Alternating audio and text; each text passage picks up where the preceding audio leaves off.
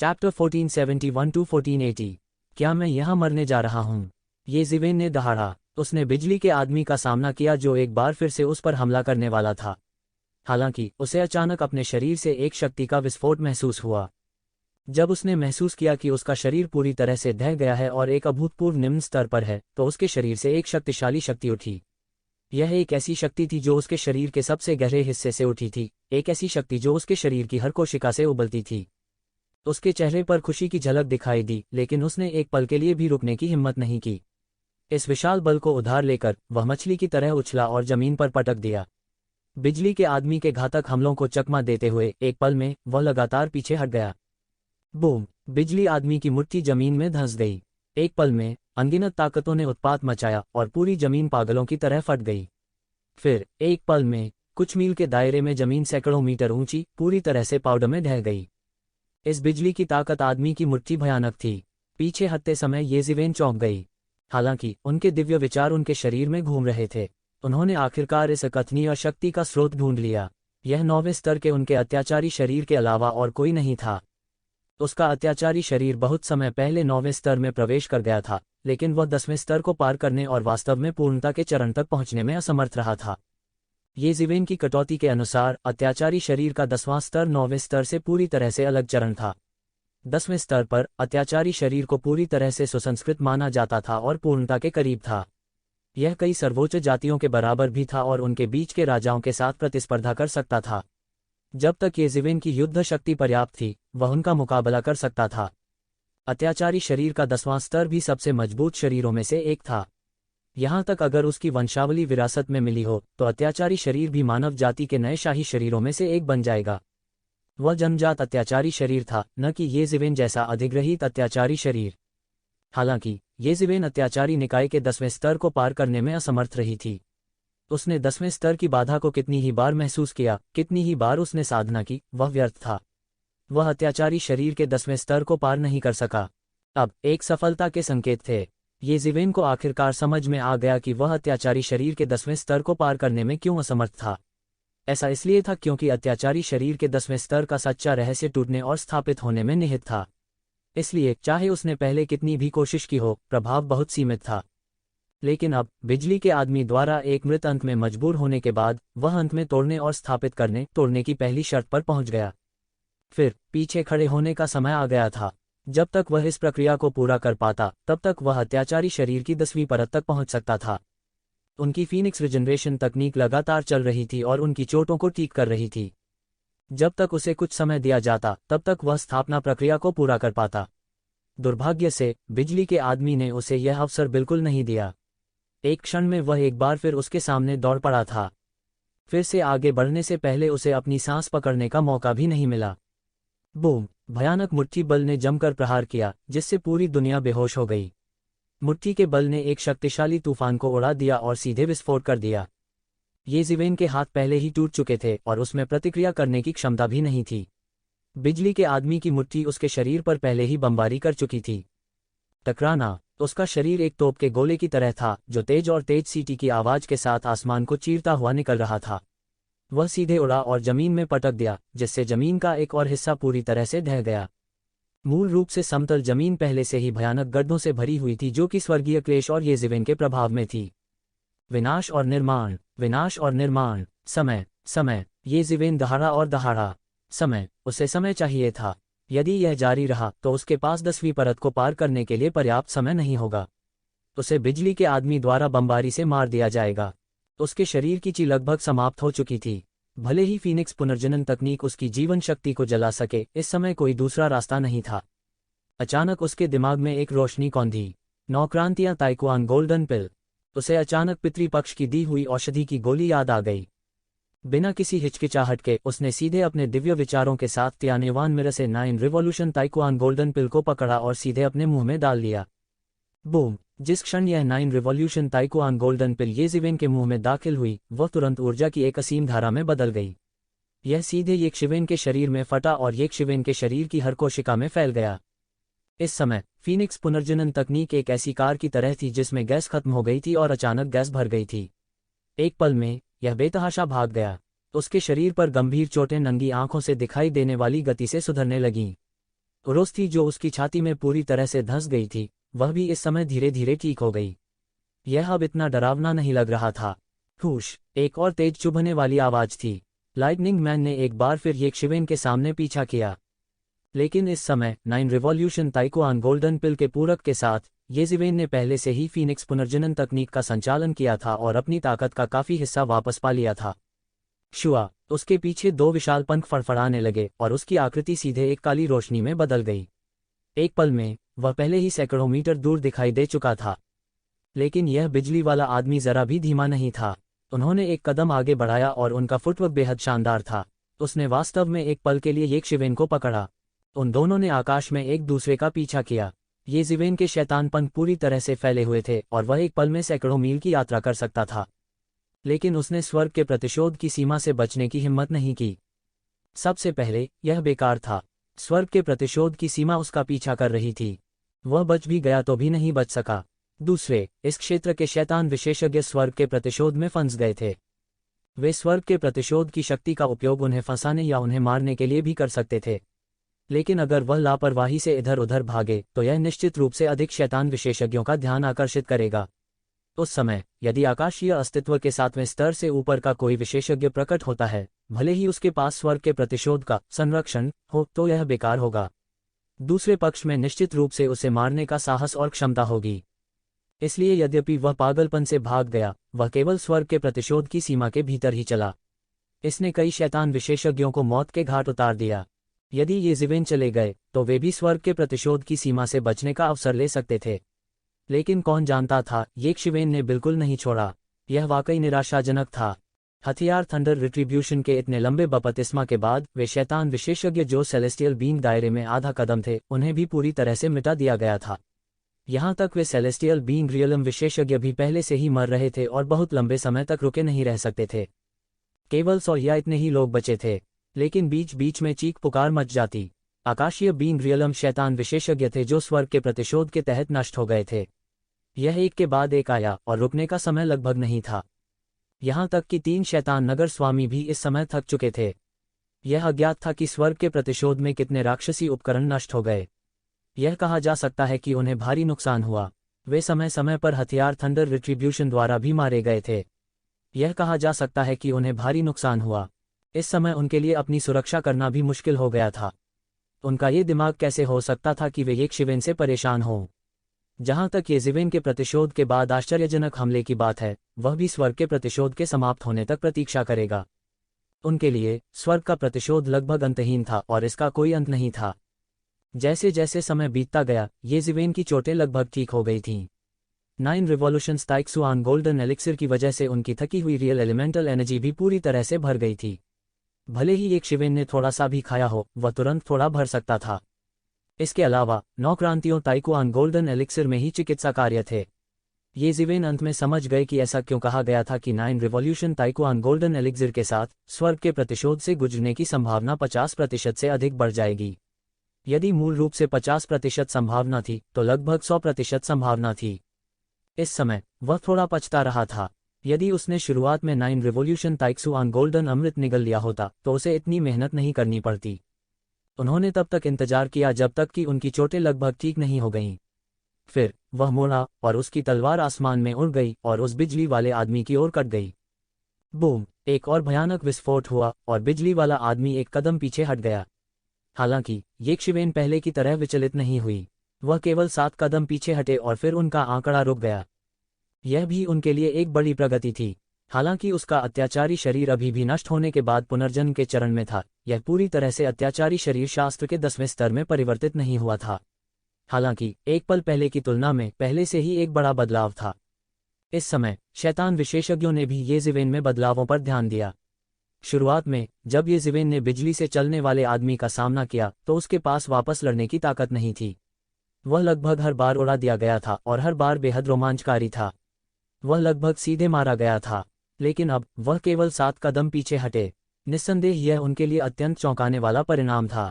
वह इंसान नहीं है। अगर वह ऐसे ही बढ़ता रहा तो उसे कौन रोक सकता है? हे भगवान, आकाश अंधा है। ऐसा संकट कैसे बढ़ गया? कई शैतान विशेषज्ञ दुख में चिल्ला रहे थे। उन्होंने देखा कि येशिवेन मजबूत और मजबूत हो रही थी।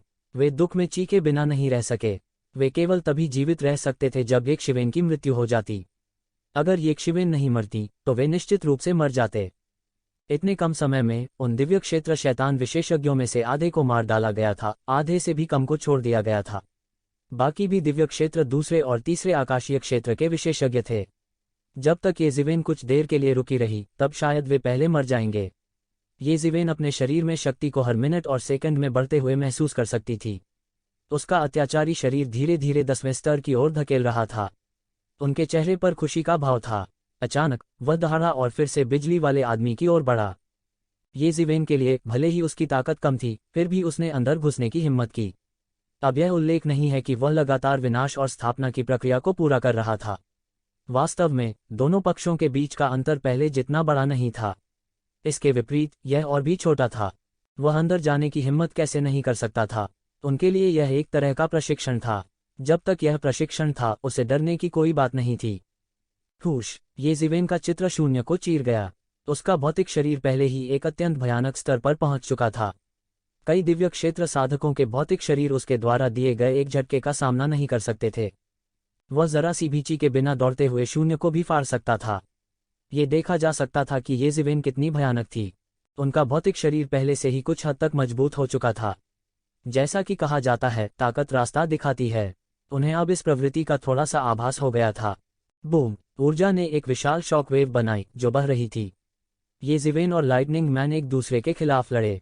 ये जिवेन बार बार पीछे हटी, 7 कदम पीछे हटने के बाद ही रुकी। उसके शरीर में ची और रक्त का विस्फोट हुआ, लगभग बाहर निकल आया। इस बिजली के आदमी की शक्ति बिल्कुल अत्याचारी और भयानक थी। दोबारा अब ये जिवेन को केवल यह महसूस हो रहा था कि उसके शरीर की हर कोशिका ऊर्जा छोड़ रही है और एक संपूर्ण परिवर्तन के दौर से गुजर रही है। एक बार उन्हें कोई चोट लगने के बाद वह तुरंत इसे ठीक करने के लिए फीनिक्स पुनर्जनन तकनीक का उपयोग करेंगे। वह इस तरह की लड़ाई से बिल्कुल भी नहीं डरते थे।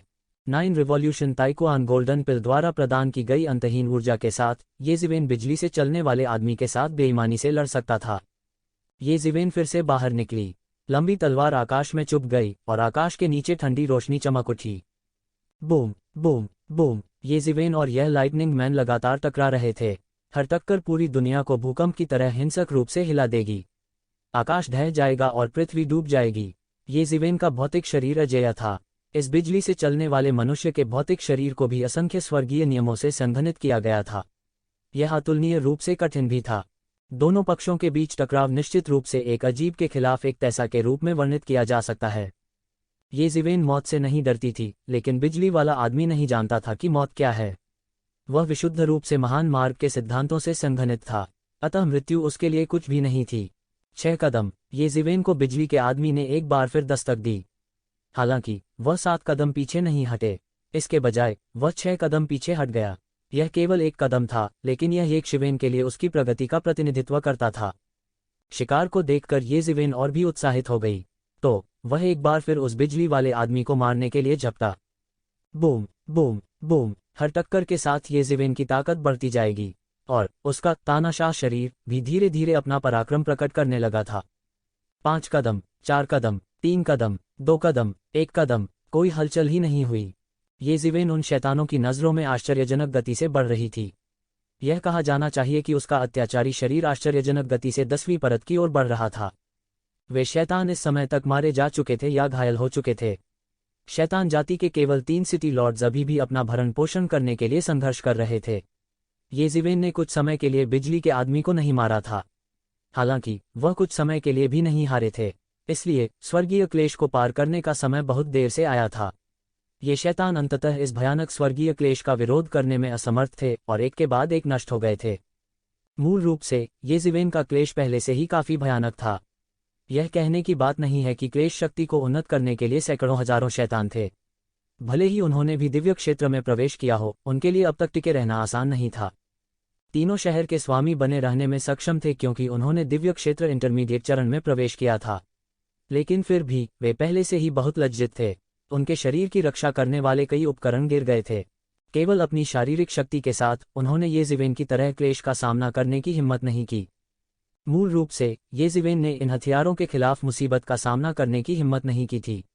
वह जबरन इसे लेने के लिए केवल 8 खजानों के ब्रह्मांड कालड्रॉन पर भरोसा कर सकता था। लेकिन अब जैसा कि उसका अत्याचारी शरीर अधिक से अधिक अत्याचारी होता जा रहा था, उसे धीरे धीरे अपने सिर के ऊपर आर्ट्रेज़ यूनिवर्स कॉल्ड्रॉन की आवश्यकता नहीं थी। क्लेश के इन हथियारों का विरोध करने के लिए केवल उसका भौतिक शरीर ही काफी था। क्लेश के ये हथियार अब उसे घातक नुकसान नहीं पहुंचा सकते थे। धीरे धीरे ये ज़िवेन और यह बिजली वाला आदमी एक दूसरे पर हमला और बचाव कर रहे थे और वे नुकसान में नहीं थे। आओ फिर आओ, ये ज़िवेन की लड़ाई की भावना बढ़ रही थी और वह इस बिजली से चलने वाले आदमी से लड़े। बूम! ये ज़िवेन की तलवार ने इस बिजली के आदमी को कुछ कदम पीछे गिरा दिया। एक शक्तिशाली तलवार आभा सभी दिशाओं में कुचलते हुए आकाश में उड़ गई। ये शिवेन ने अपना सिर उठाया और एक लंबी दहाड़ मारी। वह महसूस कर सकता था कि उसके शरीर में एक शक्तिशाली शक्ति उबल रही थी।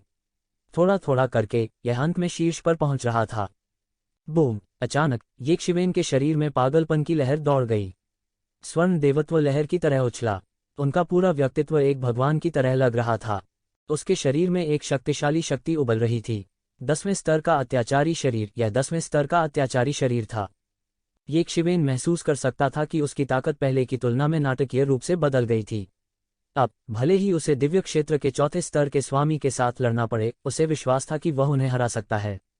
इसके अलावा यह इस शर्त के तहत था कि उसने अभी तक दिव्य क्षेत्र के पहले स्तर पर कदम नहीं रखा था। जब उसने दिव्य क्षेत्र के पहले स्तर में कदम रखा तो उसे पूरा विश्वास था कि वह इस क्षेत्र में अजेय रहेगा। उसकी ठंडी आंखें भी कुछ सोने से रंगी हुई थीं। उसने उस बिजली वाले आदमी को देखा और अंत में चला गया। फाड़ना! उसके शरीर ने सीधे शून्य को चीर दिया, अराजकता में बंद हो गया और एक पल में वह पहले ही उस बिजली के आदमी के सामने आ गया था। यह एक ऐसी विधि थी जिसे केवल दिव्य क्षेत्र का एक मास्टर ही उपयोग कर सकता था, क्योंकि शून्य को फाड़ने से स्वर्ग के कानून से प्रतिघात होगा। आकाशीय क्षेत्र का केवल एक मास्टर ही इस प्रतिक्रिया को ऑफसेट करने के लिए शून्य में एकीकृत हो सकता है। लेकिन ये शिवेन ऐसी नहीं थी। उन्होंने इस प्रतिक्रिया को जबरन झेलने के लिए 10वें स्तर के अत्याचारी शरीर की भयानक ताकत पर भरोसा किया। दूरी में कई दानव शहर के स्वामी वास्तव में गूंगे थे। यदि वे स्वर्ग के प्रतिशोध द्वारा बंद नहीं किए गए थे और स्वर्ग के प्रतिशोध के समाप्त होने से पहले नहीं जा सकते थे, तो वे पहले ही घूम चुके होते और इस समय भाग जाते। यह तो बस एक राक्षस था। क्या वह अब भी इंसान था? वह उन्हें कैसे जीने दे सकता था?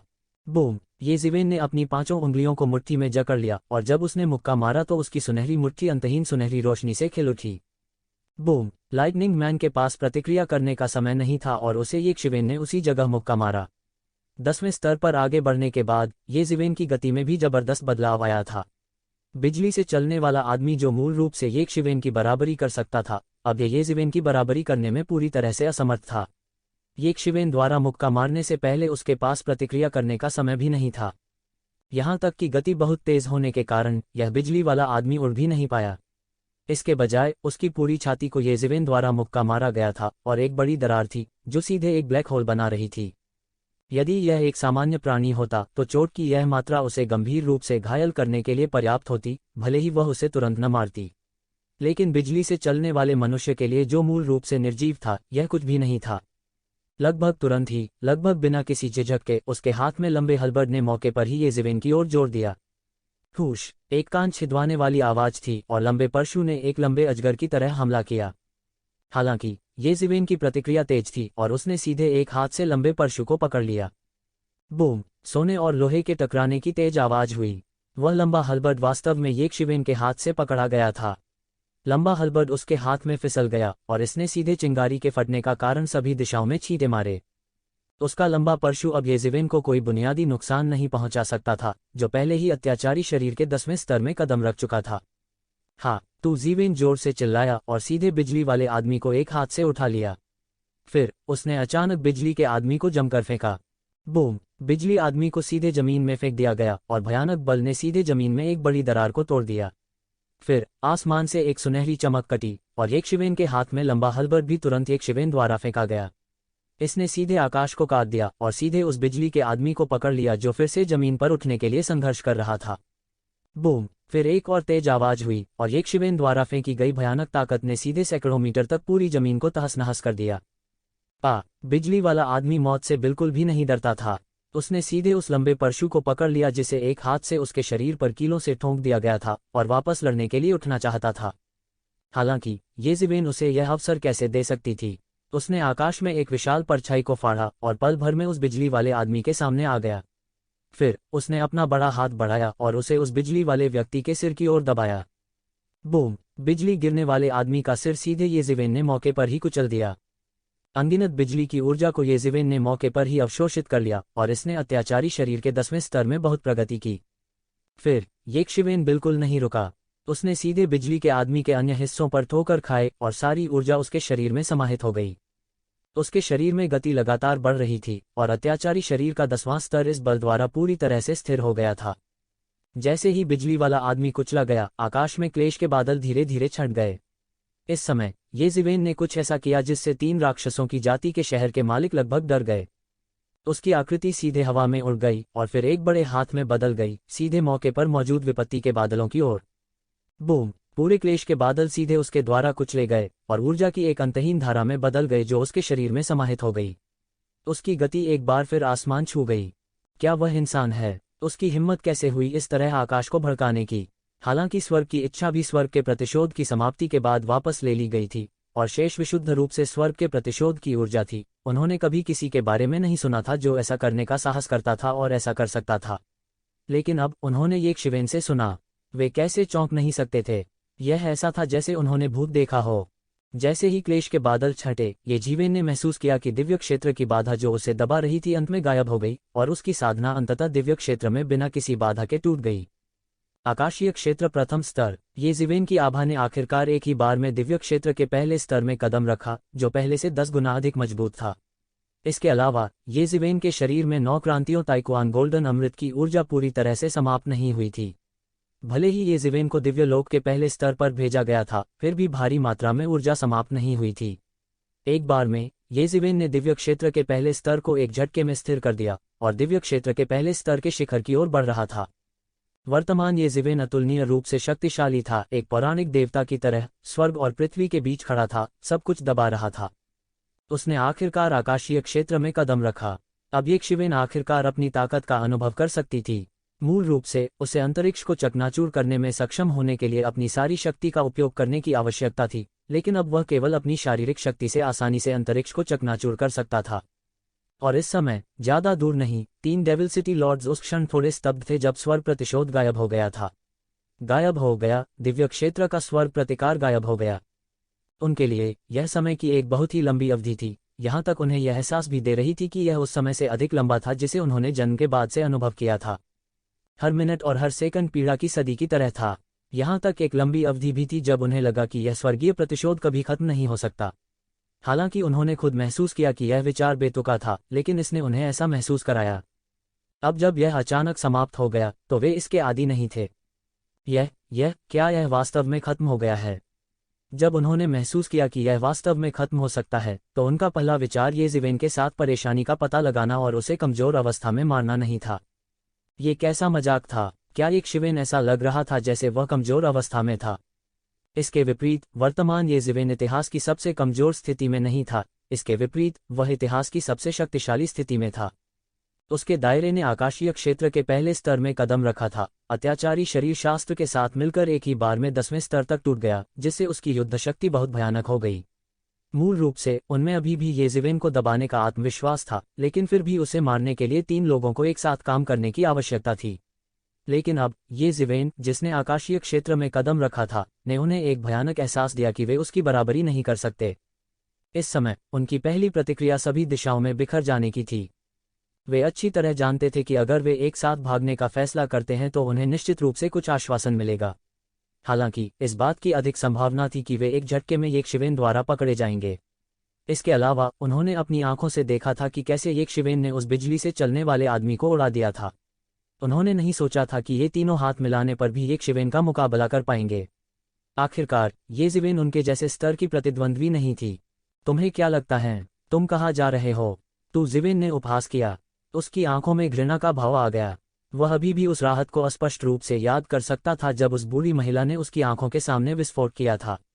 और यह सब उन्हीं की वजह से हुआ है। येज़ेवेन को बाहर आने के लिए मजबूर करने के लिए उन्होंने उसे बाहर आने के लिए हर संभव कोशिश की थी। सबसे पहले येज़ेवेन ने असुरों के शहर भगवान को पकड़ा था।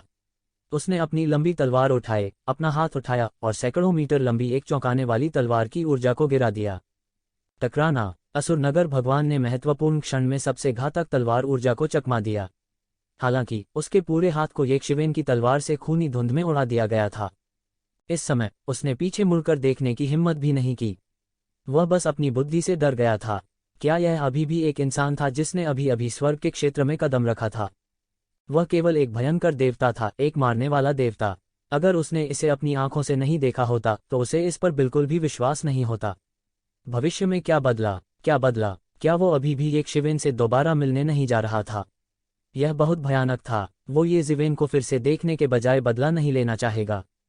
इस अवधि के दौरान येजिवेन मूल रूप से उसके दिल में एक बुरा सपना बन गया था।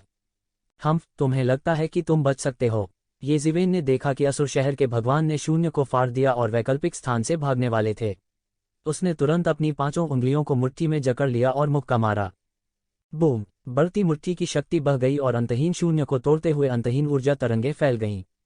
यहां तक असुर नगर भगवान जो पहले ही वैकल्पिक स्थान में भाग गए थे, वे बिल्कुल भी नहीं बच सके।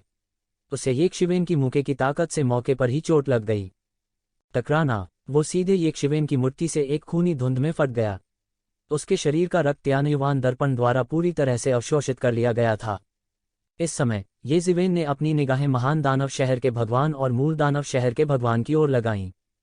इस समय दोनों मौत से लगभग डर गए थे। मूल रूप से जब उन्होंने येजिवेन को असुर शहर के भगवान का पीछा करते हुए देखा तो वे गुप्त रूप से खुश थे कि यह मारने वाला देवता वास्तव में असुर शहर के भगवान से अधिक नफरत करता था और उन पर हमला करने की पहल नहीं करता था। कौन जानता था कि येजिवेन वास्तव में इतनी जल्दी असुरों के शहर भगवान को मार डालेगी। असुर शहर का भगवान जो पहले इतना अहंकारी था, येजिवेन की 2 चाल भी नहीं चल पाया था, जिसके बाद उसे सीधे मौत के घाट उतार दिया गया था। इस तरह की दक्षता बस भयावह थी। यह स्वर्ग क्षेत्र के 4थे स्तर का गुरु था। उसने स्वर्ग के दायरे के मध्य स्तर में कदम रखा था। वह मुर्गी, बत्तख या कुत्ता नहीं था, फिर भी उसका इतनी लापरवाही से वध किया गया था। येजिवेन, हमें तुमसे कोई शिकायत नहीं है जब तक आप हमें जाने देते हैं। हम अपने जीवन के लिए फिरौती देने को तैयार हैं। आपको क्या लगता है? इस समय मूल दानव शहर का भगवान अपेक्षाकृत शांत था।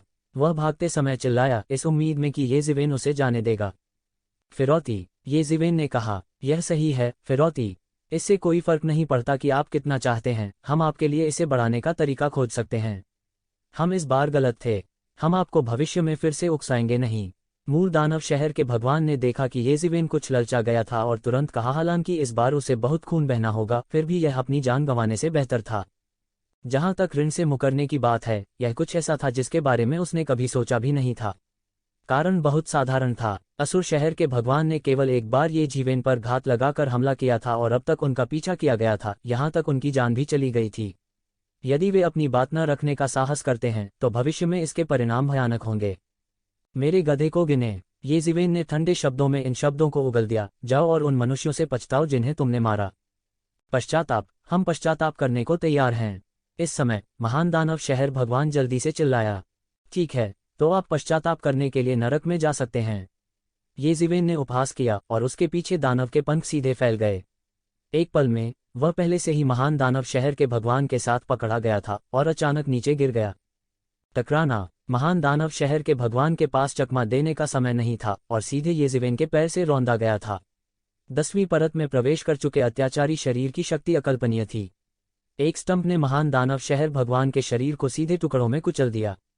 येजिवेन ने सीधे एक बड़ा हाथ काट दिया।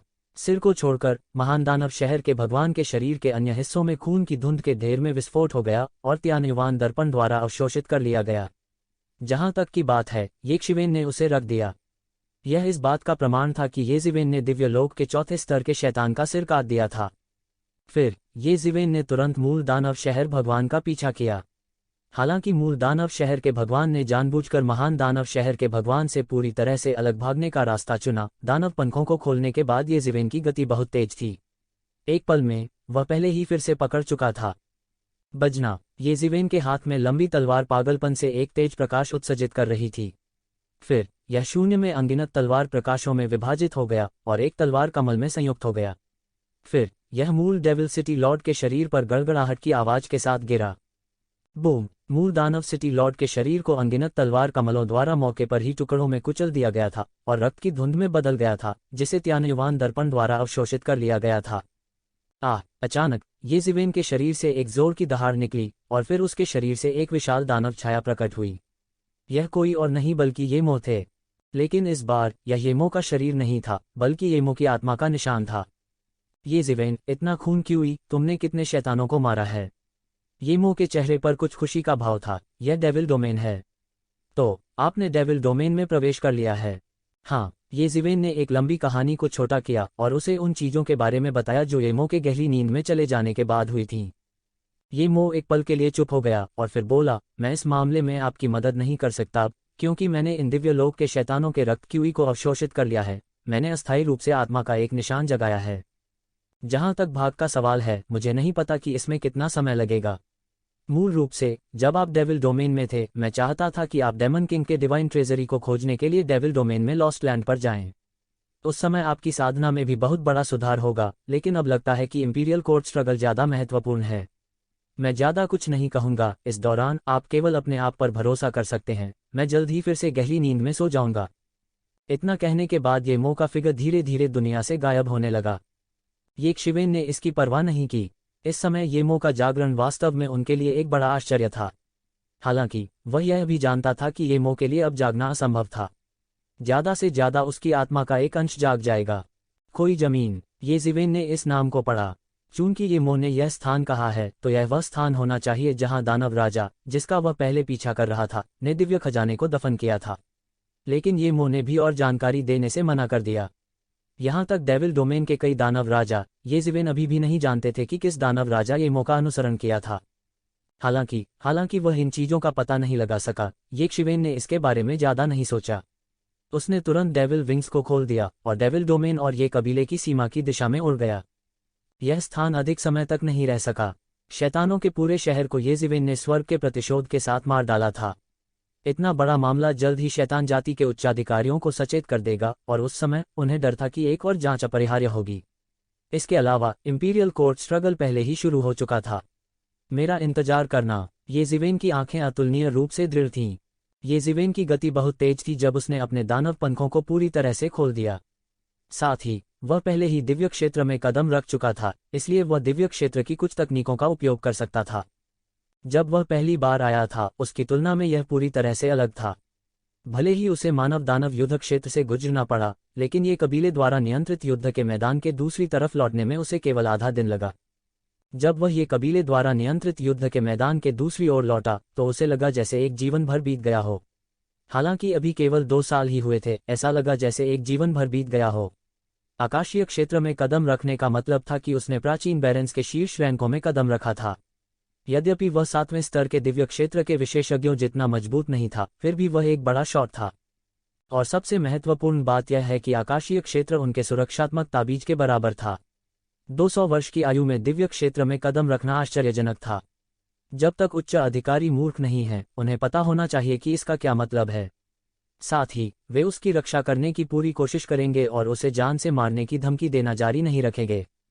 यह उनका सबसे बड़ा सुरक्षात्मक ताबीज था, जो कानून प्रवर्तन हॉल के हॉल मास्टर के संरक्षण से भी अधिक शक्तिशाली था। तो जिवेन यहाँ लंबे समय तक नहीं रहे और सीधे डेमन डोमेन चैनल छोड़ दिया।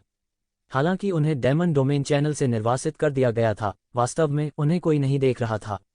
बस इतना ही था कि कबीले के मास्टर ने यह शर्त रखी थी कि यदि वह उन कार्यों को पूरा नहीं करता है, तो वह अपनी मर्जी से नहीं जा सकता। अब जबकि उसने इस कार्य को पूरा कर लिया है, तथाकथित निर्वासन स्वाभाविक रूप से अस्तित्व में नहीं था। वह जब चाहे निकल सकता था। जब ये जिवेन ये परिवार में वापस आए, तो पूरा ये परिवार इंपीरियल कोर्ट स्ट्रगल के बारे में चर्चा कर रहा था। इस मामले को संपूर्ण मानव जाति में सबसे महत्वपूर्ण मामला माना जा सकता है। जब भी इंपीरियल कोर्ट स्ट्रगल शुरू होता, मानव जाति के अनगिनत अभिजात वर्ग इकट्ठा होते। इसके अलावा वे सभी युवा पीढ़ी के कुलीन थे। यदि यह कोई अन्य बल होता, तो इन सभी स्वर्ग के गौरव विशेषज्ञों को एक साथ इकट्ठा करना असंभव होता, लेकिन इंपीरियल कोर्ट कर सकता था। अब तक इंपीरियल कोर्ट को अभी भी संपूर्ण मानव जाति के सामान्य शासक के रूप में मान्यता दी गई थी। हालांकि अब प्राचीन काल में इसे दुनिया पर शासन करने की प्रतिष्ठा नहीं थी, फिर भी यह दुनिया की शीर्ष शक्ति थी। यद्यपि ये कबीले जैसे बल को अनगिनत संसाधनों के साथ एक समृद्ध और शक्तिशाली परिवार कहा जा सकता था, लेकिन इंपीरियल कोर्ट की तुलना में अभी भी एक बड़ा अंतर था। यहाँ तक ये क्लैन के क्लान मास्टर जैसे अद्वितीय विशेषज्ञ को भी इंपीरियल कोर्ट में एक पद धारण करना पड़ा। ये कबीले के पास बड़ी संख्या में संभ्रांत विशेषज्ञ भी थे जो इंपीरियल कोर्ट में सेवारत थे। केवल ये वंश ही नहीं बल्कि अन्य कुल भी। केवल रॉयल कोर्ट के पास ही ऐसी रैली करने की शक्ति थी। जब ये जिवेन ये कबीले में वापस आया तो पूरा ये कबीला हैरान रह गया। वे इस आदमी को कैसे भूल सकते हैं जिसने कुछ साल पहले बहुत परेशानी खड़ी की थी। हालांकि सभी ने सोचा कि अगर वह सावधान नहीं होता तो उसे 10 साल, दशकों या सैकड़ों वर्षों तक शैतान की दुनिया में रहना पड़ता। कुलपति द्वारा सौंपे गए कार्यों को पूरा करना आसान नहीं था। यहाँ तक अगर यह आकाश मानव क्षेत्र की चौथी परत का विशेषज्ञ होता तब भी 2 साल के भीतर इस तरह के कार्य को पूरा करना बहुत मुश्किल होता। ऐसा इसलिए था क्योंकि स्काई ह्यूमन रियल्म और उससे ऊपर की चौथी परत के विशेषज्ञ एक क्षेत्र की देखरेख करने के लिए पर्याप्त थे। वे आम नहीं थे, बस उन्हें ढूंढना पहले से ही बहुत कठिन था। उन्हें उम्मीद नहीं थी कि ये जिवेन डेविल वर्ल्ड में प्रवेश करेगी और इसे उल्टा कर देगी। डेमन प्लेन के मार्ग में इतने सारे स्काई ह्यूमन स्टेज विशेषज्ञों को ढूंढना आसान नहीं था। हालांकि उन्हें डेमन प्लेन में ढूंढना बहुत आसान होगा। इसके अतिरिक्त उसने बड़ी संख्या में दुष्टात्मा विशेषज्ञों को मारने के लिए स्वर्गीय क्लेश पर भरोसा किया था। उन लोगों को जोड़ना जो उसने पहले मारे थे, यह काफी था। जब ये जिवेन ये कबीले में वापस आया तो उसके पास आराम करने का समय भी नहीं था। तभी उसे उच्च अधिकारी ने तुरंत बुलाया। एक सूक्ष्म जगत में एक विशाल सिंहासन के ऊपर एक अद्वितीय विशेषज्ञ उस पर बैठा था। ये कबीले के शीर्ष विशेषज्ञ थे। उनमें से प्रत्येक एक अस्तित्व था जिसने ये कबीले में जीवन और मृत्यु की शक्ति को धारण किया था। उनमें से सबसे कमजोर स्काई ह्यूमन दायरे और उससे ऊपर की 7वीं परत का टाइकून स्तर का भी था। ये सिवेन ने अभी इस सूक्ष्म जगत में प्रवेश किया ही था कि अचानक उसे ये सिवेन के शरीर पर एक डरावनी निगाह पड़ती हुई महसूस हुई। ये कोई और नहीं, ये झेनमो थी। ये शिवेन ने एक नज़र में इसे समझ लिया।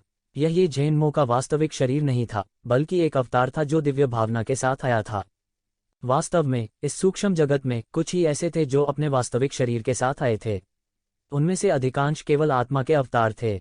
आखिरकार ये वे अस्तित्व थे जिनके पास ये कबीले की शक्ति थी। आमतौर पर यदि वे खेती नहीं कर रहे होते तो वे ये कबीले के मामलों से निपट रहे होते। उनमें से कुछ ने रॉयल कोर्ट में भी सेवा की। भले ही एक शिवन की वापसी की खबर सनसनीखेज थी, लेकिन उन सभी का वापस आना असंभव था। आत्मा के एक छोटे से अवतार का आगमन पहले से ही बड़ी चिंता का संकेत था। ये जिवेन शून्य में खड़ी थी, उसका असर पहाड़ की तरह स्थिर था।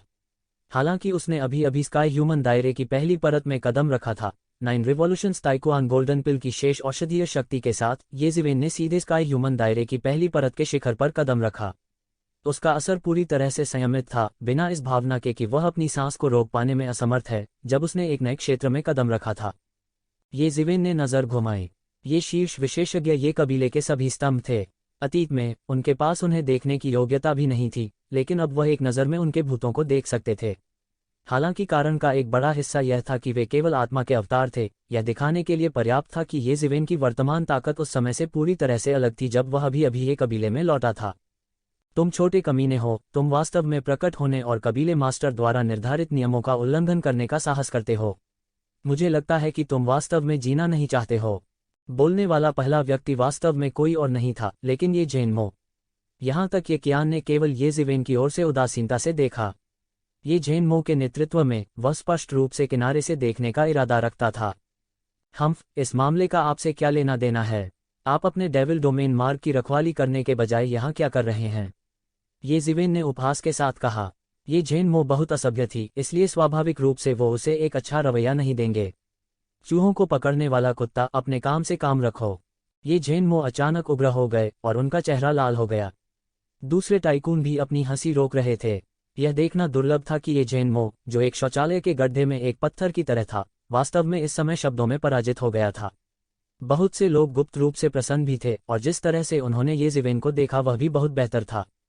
और कुछ लोग जो मूल रूप से ये जिवेन को नापसंद करते थे, इस समय ये जिवेन से और भी अधिक नाखुश थे और उनकी निगाहें अधिक से अधिक अमित्र हो गईं। ये शिवेन स्वाभाविक रूप से इसे महसूस कर सकते थे, लेकिन उन्होंने इसकी बिल्कुल भी परवाह नहीं की। वे लोग मूल रूप से उन्हें अन्य कारणों से नापसंद करते थे, तो उन्हें एक अच्छा रवैया क्यों देना चाहिए? बोल्ड कमीने, तुम वास्तव में मुझसे इस तरह बात करने की हिम्मत करते हो? निश्चित रूप से तुम और तुम्हारे पिता एक ही हैं, दोनों जन्मजात देशद्रोही हैं। ये झेनमो अचानक आग बबूला हो गई और दहाड़ने लगी। अपने शब्दों से सावधान रहें। अचानक ये कबीले मास्टर ये तियानकियोन की फटकार की आवाज गूंज उठी। ये झेनमो ने परवाह नहीं की और बस एक शिवेन की ओर देखा। उसने दानव को वश में करने वाला दर्पण खो दिया था और यह कहा जा सकता है कि वह बहुत कठिन स्थिति में था। इस समय येशिवेन के उत्साही रूप को देखकर वह अचानक और भी क्रोधित हो गया। क्या कहा आपने? येशिवेन का दिल अचानक कस गया और वह चिल्लाया। उसका खून तुरंत बढ़ गया और ये जेनमो के शरीर पर गिर गया, उसे मजबूती से बंद कर दिया। छोटे कमीने, तुम वास्तव में मुझ पर हमला करने की हिम्मत करते हो। मैं देखना चाहता हूं कि इस दौरान आपने कितनी प्रगति की है। आप जैसे संकट से जल्द निपटा जाना चाहिए। इस समय ये जेनमो गुस्सा नहीं हुआ बल्कि मुस्कुराया। येशिवेन की उपस्थिति ने वास्तव में उसे हमला करने का अवसर दिया था। इस समय कई टाइकून ने आह भरी। येशिवेन अभी भी बहुत आवेगी थी। ये जेनमो इंतजार कर रही थी कि येशिवेन उसे संभाले। अब जब येशिवेन ने इस जगह पर हमला करने की हिम्मत की तो क्या इसने उसे एक उत्कृष्ट संभाल नहीं दी? ये जेनमो ने सीधे अपना मुंह खोला और तलवार क्यूई का एक कौर निकाल दिया। तलवार की रोशनी तुरंत हजारों फीट लंबी हो गई और येशिवेन की ओर कट गई। बुरे मूर्ख, तुम मौत को दावत दे रहे हो। इस समय सिंहासन से एक क्रोधित दहाड़ सुनाई दी। ये जेनतियान ने हमला किया था और एक विशाल और भयानक शक्ति ने पूरी दुनिया को घेर लिया था। वह ये जेनमो से अलग था। ये जेनमो अपनी आत्मा का एक टुकड़ा लेकर यहाँ आया था और अपनी पूरी ताकत का प्रदर्शन नहीं कर सका। हालांकि वह अपने वास्तविक शरीर के साथ यहाँ आया था और स्वाभाविक रूप से उसकी शक्ति असीम थी और वह एक पल में ये जेनमो की तलवार क्यूई को हरा सकता था। यह उन दोनों के बीच का मामला है, आपको इसमें हस्तक्षेप नहीं करना चाहिए। फिर एक भयानक आभा फैल गई। ये कियान था जो बगल से देख रहा था और उसने सीधे ये जेनतियान के हमले को रोक दिया। उसी समय कई टाइकून ने भी हमला किया और वे सभी उसे रोकने के लिए ये जेनतियान की ओर गिर पड़े। यह देखा जा सकता था कि येशिवेन के वास्तव में ये परिवार के उच्च अधिकारियों में कुछ दुश्मन थे और वे उससे निपटने के लिए इंतजार कर रहे थे। हालांकि ये जेनतियान की ताकत उत्कृष्ट थी, लेकिन वह इतने सारे शीर्ष विशेषज्ञों का सामना नहीं कर सका और उनमें से ये कियान भी अपने असली शरीर के साथ यहाँ आया था और उसकी लड़ने की ताकत ये जेनतियान से कम नहीं थी। इसलिए ये जेनतियान थोड़ी देर के लिए हिल भी नहीं सकती थी। तुम मौत को दावत दे रहे हो। ये जेनतियान अचानक उग्र हो गई। मास्टर, निश्चिंत रहें। अगर इस बूढ़े आदमी का असली शरीर यहाँ आया होता तो मैं उससे थोड़ा डर जाता, लेकिन वह अपनी आत्मा के एक टुकड़े के साथ मेरे सामने चिल्लाने की हिम्मत करता है। वह थक गया होगा। जीविका। येशिवेन का रंग जरा सा भी नहीं बदला। उसने सीधे अपना बड़ा हाथ बढ़ाया और एक बड़ा हाथ आकाश को मिटा दिया और तुरंत नीचे गिर गया। टकराना। असीम विस्फोट एक के बाद एक गूंजे और भयानक विस्फोटों के परिणाम हलकों में बह गए और विशाल आकाश को चकनाचूर कर दिया। हालांकि यहाँ उपस्थित लोगों में से कौन एक शीर्ष विशेषज्ञ नहीं था, इसलिए उनकी आंखों की रोशनी जरा भी प्रभावित नहीं हुई। उन्होंने स्पष्ट रूप से देखा कि येशिवेन के बड़े हाथ ने सीधे ये जेनमो की तलवार की रोशनी पकड़ ली थी। तलवार की बत्तियां येशिवेन की हथेली पर कट गईं, लेकिन अप्रत्याशित रूप से वे उसकी हथेली नहीं काट सके। इसके विपरीत वे केवल एक छोटा सा सफेद निशान छोड़ सकते थे और बस इतना ही। इसने तुरंत सभी को चौंका दिया। वे ये जेनमो की ताकत के बारे में बहुत स्पष्ट थे और यहाँ तक अगर यह केवल उसकी आत्मा का एक टुकड़ा था तब भी चौतरफा हमले के मामले में उसके पास असीम शक्ति होगी। लेकिन अब ये येशिवेन की त्वचा को काट भी नहीं सकता था। ये जेनमो की ताकत कहने की जरूरत नहीं थी। ये कबीले में भी वह लोगों के छोटे समूह के शिखर पर खड़ा था। भले ही यह उनके आत्मा अवतार का एक अंश मात्र था, यह पहले से ही दिव्य क्षेत्र के कई विशेषज्ञों की तुलना में कहीं अधिक अत्याचारी था। हालांकि येशिवेन वास्तव में अपनी तलवार की रोशनी का विरोध करने में सक्षम था। इससे इन टाइकून को पहले ही झटका लगा था। यह कैसे संभव है? ये जेनमो की तलवार की रोशनी दबाने वाली दानव तलवार है जिसे उसने लंबे समय तक परिष्कृत किया है। यह स्वर्ग और पृथ्वी को दबा सकती है और इसकी शक्ति अनंत है, फिर भी यह वास्तव में उसके मांस को नहीं काट सकता। उसकी देह बहुत भयानक है। कुछ लोगों को याद आ रहा था कि येशिवेन वास्तव में अपने अत्याचारी शरीर के लिए कुछ समय के लिए प्रसिद्ध थे। हालांकि उन्हें बिल्कुल भी उम्मीद नहीं थी कि यह इस हद तक अत्याचारी हो सकता है। दानव तलवार का दमन क्या है? मुझे लगता है कि यह इससे ज्यादा कुछ नहीं है। येशिवेन ने उपहास किया। उसकी हथेली अचानक बंद हो गई। दमनकारी दानव तलवार की रोशनी लगातार उसकी हथेली में उबल रही थी, उसकी हथेली को चीरने की कोशिश कर रही थी। हालांकि तलवार क्यूई पहले ही 10वें स्तर पर कदम रख चुकी थी। पहले की तुलना में बस एक मूलभूत अंतर था। यदि येशिवेन ने केवल दिव्य क्षेत्र के पहले स्तर में कदम रखा होता, लेकिन अभी तक अत्याचारी शरीर के 10वें स्तर में कदम नहीं रखा होता, तो यह दमनकारी दानव तलवार वास्तव में उसे चोट पहुंचाने में सक्षम हो सकती थी। हालांकि अत्याचारी शरीर के 10वें स्तर में कदम रखने के बाद तलवार की रोशनी का यह स्तर उसे चोट भी नहीं पहुंचा सका। जैसे ही वह बोल रहा था, येशिवेन ने अचानक पकड़ लिया और पूरी तलवार की रोशनी उसके द्वारा उसी जगह कुचल दी गई जो शून्य में बदल गई। क्या यह कैसे संभव है? ये जेनमो हैरान हुए बिना नहीं रह सकी। यद्यपि उनकी दमनकारी दानव तलवार एक वास्तविक तलवार नहीं थी और तलवार के इरादे से संघनित थी जिसे उन्होंने पोषित किया था, वास्तव में इसे एक गुप्त विधि से परिष्कृत किया गया था। इसे असीम रूप से शक्तिशाली कहा जा सकता है और एक आकस्मिक तलवार का वार स्वर्ग और पृथ्वी को काट सकता है। अब कहने की बात नहीं है कि ये येज़िवेन के लिए कुछ नहीं कर सकता था, यहाँ तक कि उसकी त्वचा को चोट भी नहीं पहुंचा सकता था। क्या असंभव है? बुरा आदमी, क्या तुमने मुझसे नहीं पूछा कि मैं डेमन डोमेन के चैनल से कैसे बाहर आ सकता हूँ? आज मैं आपको बताता हूँ। जैसा कि येज़िवेन ने कहा, वह वास्तव में बेहद साहसी था और ये जेन मो पर हमला करने का बीड़ा उठाया। उसकी 5 उंगलियां मुट्ठी में बंध गईं और सुनहरी मुट्ठी की शक्ति लहरों की एक श्रृंखला में बदल गई। एक तूफानी समुद्र की तरह यह सीधे ये जेन मो की ओर गिर गया। उसकी मुट्ठी की शक्ति पहले से ही एक आश्चर्यजनक स्तर पर पहुंच गई थी। जब वह आकाशीय क्षेत्र में कदम नहीं रखता था तब उसकी तुलना नहीं की जा सकती थी। ये जेन मो एक ही समय में हैरान और गुस्से में थी। तुम्हारी हिम्मत कैसे हुई मुझ पर हमला करने की? ये जेन मो को गुस्सा आ गया। उसके शरीर पर जेन युआन फौरन उबल गया। यह एक प्रचंड लहर की तरह था जो किनारे पर धड़क रही थी, दुनिया को हिला रही थी। यहाँ तक अगर यह केवल उसकी मूल भावना को छीन लिया गया था तो यह वास्तव में पहले से ही स्वर्ग के चौथे स्वर्ग में एक शीर्ष विशेषज्ञ के बराबर था। यदि उसका वास्तविक शरीर सामने आ जाता तो यह और भी अविश्वसनीय होता। ये जेन मो ने तुरंत एक सीटी बजाई जो एक अंतहीन स्वोर्की में बदल गई, जो येज़िवेन की ओर एक स्वोर्की नदी की तरह आकाश में बह गई। बुरे आदमी, एहसान वापस करने के लिए मुझे दोष मत दो। तुम्हें वास्तव में मुझ पर हमला करने का एक बहाना मिल गया है, इसलिए मुझे असभ्य होने का दोष मत दो। येज़िवेन ने उपहास किया और फिर चिल्लाया, मेरे लिए तोड़ो। उसके हाथ में लोहे की तलवार दिखाई दी। तलवार की चमक आकाश में फैल गई और सीधे नीचे उतरती तलवार नदी की ओर बढ़ गई। फाड़ना! जोर से फटने की आवाज के साथ येज़िवेन के हाथ में लोहे की तलवार सीधे ये जेन मो की स्वोर्ड की नदी में जा गिरी। सतह को तोड़ने के लिए एक बिंदु का उपयोग करके येज़िवेन की स्वोर्ड की नदी फट गई थी। फिर उसके हाथ में लोहे की तलवार एक झरने में बदल गई और सीधे ये जेन मो के सिर पर जा लगी। उनकी तलवार की गति तेज और निर्मम थी। ये अतुलनीय रूप से निर्मम था, ठीक अभी ये जेन मो की तरह। एक बार जब वह हावी हो जाता है तो वह प्रतिद्वंद्वी को पूरी तरह से खत्म कर देता है। वे टाइकून जो लड़ाई देख रहे थे, चाहे उनके पास किसी भी तरह के विचार हों, जब उन्होंने देखा कि वास्तव में लड़ाई में येज़िवेन का पलड़ा भारी हो रहा है तो वे आश्चर्यचकित हुए बिना नहीं रह सके। इस येज़िवेन ने इस स्तर तक कब साधना की?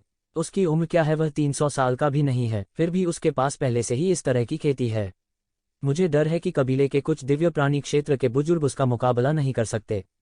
वे उसके द्वारा आसानी से मारे जाएंगे। यह बच्चा इतनी तेजी से बढ़ता है, लेकिन उसका स्वभाव अत्याचारी है। इसके अलावा वह हमारे ये कबीले द्वारा खेती नहीं की जाती है। पता नहीं उसके दिल में कितना खानदान है हमारे लिए। मैं यह भी नहीं जानता कि यह आशीर्वाद है या अभिशाप। यह बच्चा इतना शक्तिशाली है। यह मुझे अतीत में ये जुनशान की याद दिलाता है।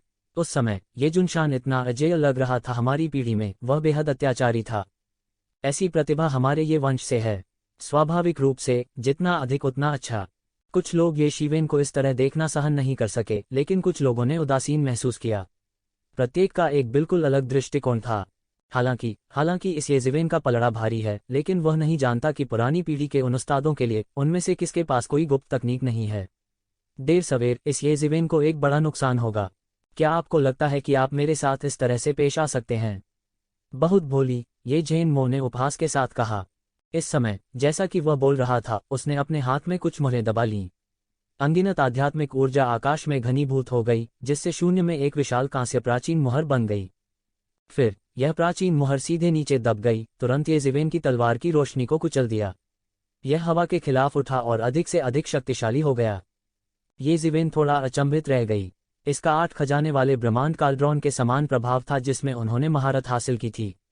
यह न केवल एक मार्शल उपकरण को परिष्कृत करने के लिए इस्तेमाल किया जा सकता था, बल्कि यह एक बहुत ही शक्तिशाली आक्रामक तकनीक भी थी। येज़िवेन की तलवार की रोशनी को सीधे कुचलने के बाद इस प्राचीन मुहर ने एक बार फिर येज़िवेन को दबा दिया। येज़िवेन, हा, मेरी यह प्राचीन मुहर प्राचीन काल से प्राप्त है। यह शैतान जाति को दबाने में माहिर है। आपके पास कुछ कौशल हैं, लेकिन मेरे सामने आप अभी भी इससे दूर हैं। नाज, मैं तुम्हें दबाने के लिए इस प्राचीन मुहर का उपयोग करूंगा, छोटे शैतान। ये जेन मो जोर से हंसे। कांस्य प्राचीन मुहर सीधे नीचे दबा दी गई। येज़िवेन को मौत के घाट उतारना चाहती थी। सिर्फ तुम्हारे साथ, तुम अभी भी इससे बहुत दूर हो। येज़िवेन ने उपहास किया। उसने सीधे एक मुहर पर चुटकी ली और एक प्राचीन कड़ाही सीधे उड़ गई। यह 8 खजाने का ब्रह्मांड काल्ड्रॉन था, लेकिन यह मुख्य निकाय नहीं था। यह सिर्फ येज़िवेन की वास्तविक मौलिक ऊर्जा द्वारा संघनित था, क्योंकि क्लेश को पार करने की प्रक्रिया के दौरान 8 खजाने वाले ब्रह्मांड कालड्रॉन ने बहुत अधिक ऊर्जा की खपत की थी। यदि यह एक स्वर्ग स्तरीय मार्शल उपकरण नहीं होता जो रक्षा में विशिष्ट होता, तो यह इस समय पूरी तरह से टूट गया होता। लेकिन फिर भी इसे अभी भी काफी समय तक उसके शरीर में पोषित करने की आवश्यकता थी। इसके अलावा यह प्राचीन मोहर स्पष्ट रूप से मुख्य निकाय नहीं थी। यह काफी था। बूम! इस समय प्राचीन मोहर और प्राचीन हंडा आकाश में भयंकर रूप से टकरा गए। एक जोरदार धमाके के साथ पूरी दुनिया ढह गई। हालांकि इस दुनिया का उपयोग ये परिवार के उच्च अधिकारी महत्वपूर्ण मामलों पर चर्चा करने के लिए करते थे, लेकिन इसमें केवल एक सम्मेलन कक्ष का कार्य था, इसलिए इसे विशेष रूप से प्रबलित नहीं किया गया था। इसलिए यह अचानक एक जोरदार धमाके के साथ ढह गया जब उन दोनों ने अपनी पूरी ताकत से लड़ाई की। कई टाइकून ने अपनी आंखें टेढ़ी कर लीं और बाहर निकलने वाली अराजकता का विरोध करने के लिए अपनी वास्तविक मौलिक ऊर्जा को आगे बढ़ाया। ओ बुरे आदमी, तुमने मेरे पिता का अपमान करने की हिम्मत की। यह मत सोचो कि तुम उसका अपमान कर सकते हो जैसा तुम चाहो, अब वह यहाँ नहीं है। आज मैं तुम्हें हराने के लिए उनके प्रसिद्ध अद्वितीय कौशल का उपयोग करूंगा। मैं तुम्हें अवाक कर दूंगा। येज़िवेन का गुस्सा उसके दिल से निकल गया। शायद उसने अपने पिता को इस जीवन में कभी नहीं देखा था, लेकिन वह कभी किसी को अपना अपमान करने की अनुमति नहीं देगा। यह था पूर्वजों का सम्मान। फिर येज़िवेन के शरीर पर प्रभावशाली आभा आसमान छू गई। यद्यपि वह आकाशीय क्षेत्र के पहले आकाश में था, फिर भी जो आभामंडल बह गया वह ये जेनमो से जरा सा भी कमतर नहीं था। फिर उसका बड़ा हाथ अचानक बाहर निकल आया, जो एक विशाल अजगर के पंजे में बदल गया और सीधे नीचे गिर गया। ग्रेट ड्रैगन कैप्चर तकनीक। कई टाइकून एक साथ खड़े हो गए। वे इस मार्शल आर्ट से परिचित थे। यह ग्रेट ड्रैगन कैप्चर तकनीक के अलावा और कोई नहीं था। उस समय ये जूनशान इस मार्शल आर्ट से अजेय था। मौजूद कई टाइकून, जिनमें ये जुनशान के समान पीढ़ी के लोग भी शामिल थे, ने ये जुनशान की ताकत को वापस देखा था। इस कदम ने लगभग तुरंत उनकी यादों को कई साल पहले वापस लौटा दिया, जब ये जुनशान ने अपनी क्षमताओं का प्रदर्शन किया था। इस समय येज़िवेन को ये जुनशान की छाया थोड़ी सी लग रही थी। नहीं, यह कहा जाना चाहिए कि वर्तमान येज़िवेन उस समय के ये जुनशान से भी अधिक उत्कृष्ट था। यह असंभव है। वह कितने साल का है? उसने वास्तव में इस हद तक ग्रेट ड्रैगन कैप्चर तकनीक का अभ्यास किया है। यह अविश्वसनीय है। वह ये जुनशान से भी अधिक शक्तिशाली है। येज़िवेन के ड्रैगन पंजे ने सीधे प्राचीन कांस्य मोहर को पकड़ लिया और फिर अचानक पंजा लगा दिया। यह प्राचीन कांस्य मोहर, जो अभी अभी राजसी थी, इस समय सीधे आध्यात्मिक ऊर्जा के एक बादल में जकड़ी हुई थी। फिर येज़िवेन बिल्कुल नहीं रुकी। उसकी गति कम नहीं हुई और अजगर का पंजा पल भर में ये जेनमो के शरीर पर जा गिरा। गति बहुत तेज थी। यह बिजली की तरह तेज था। इसने आकाश को चीर डाला, निर्वात को चकनाचूर कर दिया और बह गया। ये जेनमो के पास प्रतिक्रिया देने का समय नहीं था। बूम! ये जेनमो मौके पर ही फट गया। मुंह से भरा खून अचानक फूट पड़ा। उसका शरीर टूटे धागे की तरह पतंग की तरह उड़ गया। जब वह एक पहाड़ से टकराने वाला था, अचानक आकाश में एक ड्रैगन का पंजा हवा में संघनित हो गया और फिर अचानक नीचे दब गया।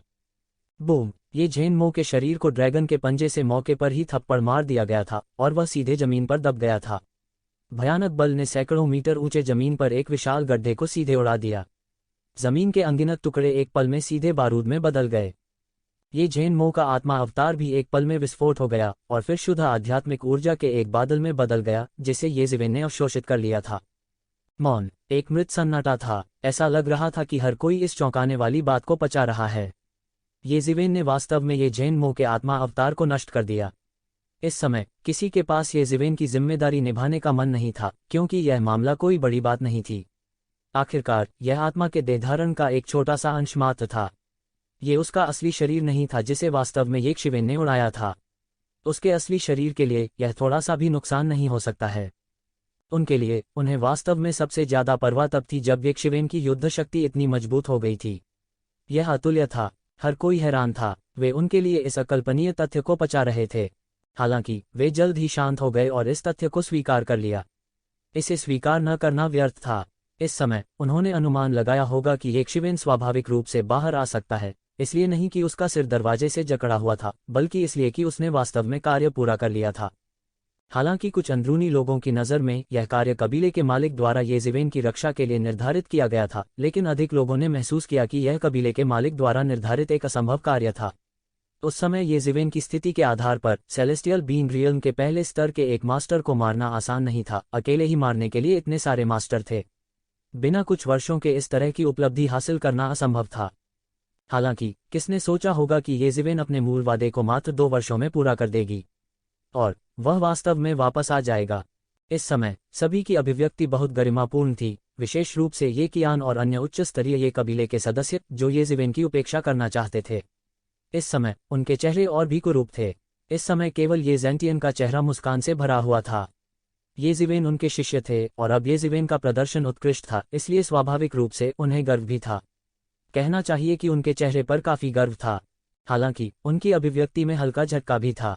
आखिरकार उन्होंने उम्मीद नहीं की थी कि येज़िवेन वास्तव में 2 साल में इस हद तक बढ़ जाएगी। खेती के रास्ते पर जितना आगे बढ़ा जाता था उसे तोड़ना उतना ही मुश्किल होता था। मूल रूप से किसी को संचय करने के लिए समय पर निर्भर रहना पड़ता था। यदि कोई संचय करने के लिए समय पर भरोसा नहीं करना चाहता था तो एकमात्र तरीका यह था कि लगातार आकस्मिक मुलाकातें होती रहें या मृत्यु से बाल बाल बचे। आज इस मुकाम तक पहुंचने के लिए येज़िवेन ने पिछले 2 वर्षों में क्या त्याग किया है, इसकी कल्पना करना पूरी तरह से संभव था। येज़िवेन, अब जब तुम शैतान के डोमेन चैनल से बाहर आ गई हो तो क्या तुमने वह काम पूरा कर लिया है जिसे मैंने पहले तय किया था? इस समय ये तियानकियोंग ने आखिरकार बात की। अंत में उसने अपने और ये झेनमो के बीच लड़ाई में एक शब्द भी नहीं कहा। दोनों पक्षों के लिए वह अभी भी एक तटस्थ स्थिति में था, किसी का पक्ष नहीं ले रहा था, विशेष रूप से क्योंकि ये झेनमो केवल उसकी आत्मा का एक टुकड़ा था जिसे नष्ट कर दिया गया था। वास्तव में यह कोई बड़ी बात नहीं थी। हाँ, इस समय येज़िवेन ने तियानयुवान के दर्पण से शैतान जाति के स्वामी के सिर निकाल लिए। यहाँ कौन लोग बैठे थे? ये सभी ये परिवार के स्तंभ थे और वे बहुत ज्ञानी थे। एक नज़र से ही उन्हें पता चल गया कि इन राक्षसों के सिर असली हैं। इसके अलावा वे एक ही दायरे में कमजोर नहीं थे बल्कि विशेषज्ञ थे, विशेष रूप से असुर कबीले के शहर भगवान का मुखिया जो एक बहुत मजबूत दबाव से बाहर निकल रहा था। उनमें से हर एक ने अपनी अत्याचारी ताकत दिखाई। हालांकि वे सभी येज़िवेन के हाथों मारे गए थे।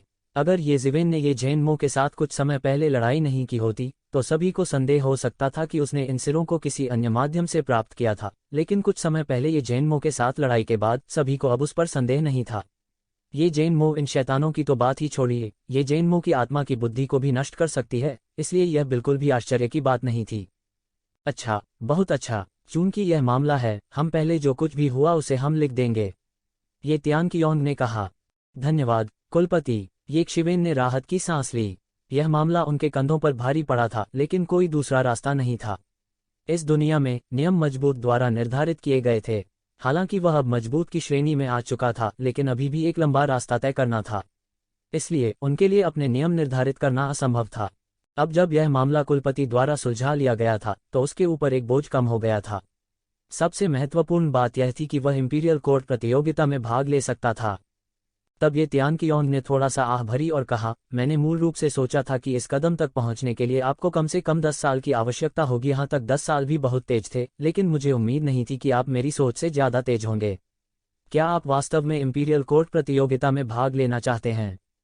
अपनी उम्र के साथ कुछ 100 साल प्रतीक्षा करें और अगली इंपीरियल कोर्ट प्रतियोगिता में भाग लें। आप बिल्कुल सभी को दबाने में सक्षम होंगे और यहाँ तक चैंपियनशिप जीतना केक का एक टुकड़ा होगा। परेशान क्यों होना? उद्धरण चिन्ह। इस समय कई टाइकून आखिरकार ये तियानकियोंग के इरादे को समझ गए। वह वास्तव में येज़िवेन की रक्षा करना चाहता था, लेकिन अब जब उन्होंने इसके बारे में सोचा तो बात भी सही थी। यदि वे येज़िवेन की स्थिति में होते तो वे भी ऐसा ही करते। हालांकि येज़िवेन की मौजूदा ताकत खराब नहीं थी, लेकिन अंत में वह अभी भी बहुत छोटा था।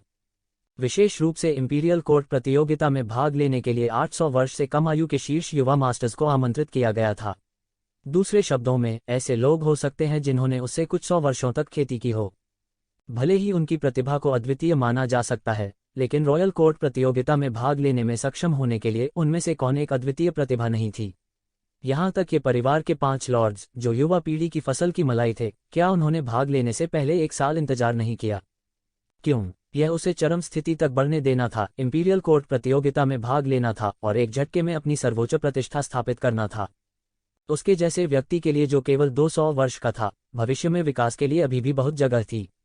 इस समय इंपीरियल कोर्ट प्रतियोगिता में भाग लेने का चयन करना कई लोगों की नज़र में निस्संदेह इसके लायक नहीं था, क्योंकि इंपीरियल कोर्ट प्रतियोगिता में केवल एक बार ही भाग लिया जा सकता था। विशेष रूप से बहुत से लोग इंपीरियल कोर्ट प्रतियोगिता के मूल अर्थ के बारे में बहुत स्पष्ट थे। आधिपत्य के लिए संघर्ष करने वाली युवा पीढ़ी तो बस एक छोटी सी बात थी, असली उद्देश्य इंपीरियल कोर्ट के लिए प्रतिभाओं का चयन करना था। उत्कृष्ट लोग इंपीरियल कोर्ट का पूर्ण समर्थन प्राप्त करने में सक्षम होंगे। यह एक बहुत बड़ी ताकत थी जिसने पूरी मानव जाति पर शासन किया। अगर वे इंपीरियल कोर्ट का पूर्ण समर्थन प्राप्त कर सकते थे तो इसका मतलब यह होगा कि वे भविष्य में अनिवार्य रूप से एक शक्तिशाली मानवाधिपति बन जाएंगे। ठीक इसी वजह से केवल एक ही अवसर था। अब जब इसका उपयोग हो चुका था तो भविष्य में यदि वे शाही दरबार में प्रवेश करना चाहते थे तो उन्हें शुरू से ही रेंगना होगा। इंपीरियल कोर्ट कंपटीशन से निकले इंजीनियर्स की तरह फास्ट लेन पर बैठे और जल्दी से मुठ्ठियां भींचना उनके लिए असंभव था। हाँ, मेरे पास भाग लेने का एक कारण है। येज़िवेन ने अपने हाथों को प्रणाम किया और कहा। वह कैसे नहीं जान सकता था कि कुलपति सही थे और वह यह भी अपनी भलाई के लिए कर रहे थे। उनकी उम्र में भले ही उन्हें कुछ 100 साल की देरी हो, फिर भी उन्हें एक युवा और होनहार व्यक्ति माना जाएगा। उस समय भले ही उन्हें इंपीरियल कोर्ट प्रतियोगिता में उत्कृष्ट नायकों को दबाना पड़े, फिर भी उन्हें पूरा भरोसा होगा। यह इसलिए नहीं था कि वह अहंकारी था, यह जानना चाहिए कि उसने केवल 200 वर्षों तक अभ्यास किया था, बस इतना ही। हालांकि वह प्रतीक्षा कर सकता था, लेकिन हुआ मैदान प्रतीक्षा नहीं कर सकता था। उसे इंपीरियल कोर्ट प्रतियोगिता में बाहर खड़ा होना चाहिए, फिर उसके पास अभ्यास करने के लिए इंपीरियल कोर्ट में प्रवेश करने का अवसर होगा। यह मानव शक्ति का उच्चतम स्तर था और यहाँ तक कि ये परिवार भी इसकी तुलना नहीं कर सकता था। इसके अलावा इंपीरियल कोर्ट प्रतियोगिता में मानव जाति के सभी प्रतिभाशाली लोग इकट्ठा होंगे और यदि वह इन लोगों के खिलाफ लड़ सकता है तो उसकी ताकत में तेजी से सुधार होगा। ये ज़ेंटियन ने भी आह भरी। यह शिष्य कोई साधारण किस्म का हठी नहीं था, बिल्कुल उसकी तरह। एक बार उसने अपना मन बना लिया तो वह उसे बदल नहीं पाएगा। चूंकि उसने पहले ही अपना मन बना लिया था तो वह बहादुरी से आगे बढ़ेगा। अगर ऐसा है तो मैं तुम्हें नहीं रोकूंगा, ये तियान कियोंग ने कहा। लेकिन आपको एक बात पता होनी चाहिए, आप बहुत देर से वापस आए। इंपीरियल कोर्ट प्रतियोगिता पंजीकरण पहले ही समाप्त हो चुका है और ये क्यूओंग और अन्य पहले ही इंपीरियल कोर्ट में जा चुके हैं, इसलिए आप नहीं जा सकते उनके साथ। यदि आप इंपीरियल कोर्ट प्रतियोगिता में भाग लेना चाहते हैं तो आप केवल एक दुष्ट कृषक के रूप में पंजीकरण करा सकते हैं और आप हमारे ये परिवार के विभिन्न लाभों का आनंद नहीं उठा पाएंगे। येज़िवेन एक पल के लिए चौंक गया जब उसने सुना कि इंपीरियल कोर्ट प्रतियोगिता पंजीकरण पहले ही समाप्त हो गया है, तो वह मदद नहीं कर सका, लेकिन असाधारण रूप से निराश महसूस किया। लेकिन जब उसने सुना कि वह एक दुष्ट कृषक के रूप में पंजीकरण कर सकता है तो वह मदद नहीं कर सका। आशा की एक किरण महसूस करो। जब तक वह इंपीरियल कोर्ट प्रतियोगिता में भाग ले सकता था, इससे कोई फर्क नहीं पड़ता था कि वह किस तरह की पहचान में भाग लेता था। भले ही उसने ये परिवार के वंशज के रूप में भाग लिया हो, इससे कोई फर्क नहीं पड़ता। वह अलग खड़ा हो पाएगा या नहीं यह उसकी अपनी ताकत पर निर्भर करता है, न कि उसकी किस तरह की पहचान है। मैं तैयार हूँ, येज़िवेन ने कहा। अगर ऐसा है तो मैं और कुछ नहीं कहूँगा। आप जल्दी से पैकअप करें और जाएं, वरना दुष्ट काश्तकारों का पंजीकरण भी समाप्त हो जाएगा, ये तियान कियोंग ने कहा। धन्यवाद कुलपति, येज़िवेन ने अपने हाथ जोड़कर कहा। वह अपने दिल की गहराई से आभारी था। हालांकि ये तियान कियोंग तटस्थ और निष्पक्ष लग रहा था, लेकिन वास्तव में वह पहले से ही येज़िवेन की मदद कर रहा था। येज़िवेन अपने दिल में आभारी कैसे नहीं हो सकता था। इस छोटी सी दुनिया को छोड़ने के बाद येज़िवेन को तुरंत ये ज़ेंटियन ने बुलाया। दोनों सीधे कानून प्रवर्तन शहर के मुख्य हॉल में लौट आए। हा, तुमने इस बार अच्छा किया, सीधे उस बूढ़े कमीने को मार डाला, ये ज़ेंटियन ने हंसते हुए कहा। जाहिर है येज़िवेन ने ये जैन मो की आत्मा को तोड़कर उसे बहुत खुश किया। अभी अभी जब वह कुछ करना चाहता था तो उसे ये कियान और अन्य लोगों ने रोक लिया। वह मूल रूप से चिंतित था कि येज़िवेन ये जैन मो के खिलाफ चुनाव नहीं लड़ पाएगी, जो जानता था कि येज़िवेन न केवल ये जैन मो के खिलाफ चुनाव लड़ सकती है बल्कि सीधे ये जैन मो को भी हरा सकती है। हालांकि यह केवल उनकी आत्मा का एक तिनका था, उनकी राय में यह पहले से ही बहुत कठिन था। हालांकि यह केवल उसकी आत्मा का एक तिनका है। आपको अहंकारी नहीं होना याद रखना चाहिए। यदि आप भविष्य में उसका असली शरीर देखते हैं तो तुरंत एक चक्कर लगाना बेहतर होगा, अन्यथा बड़ी परेशानी होगी, ये ज़ेंटियन ने कहा। हाँ, येज़िवेन ने सहमति में सिर हिलाया। वह कोई कृतघ्न ब्लेड नहीं था।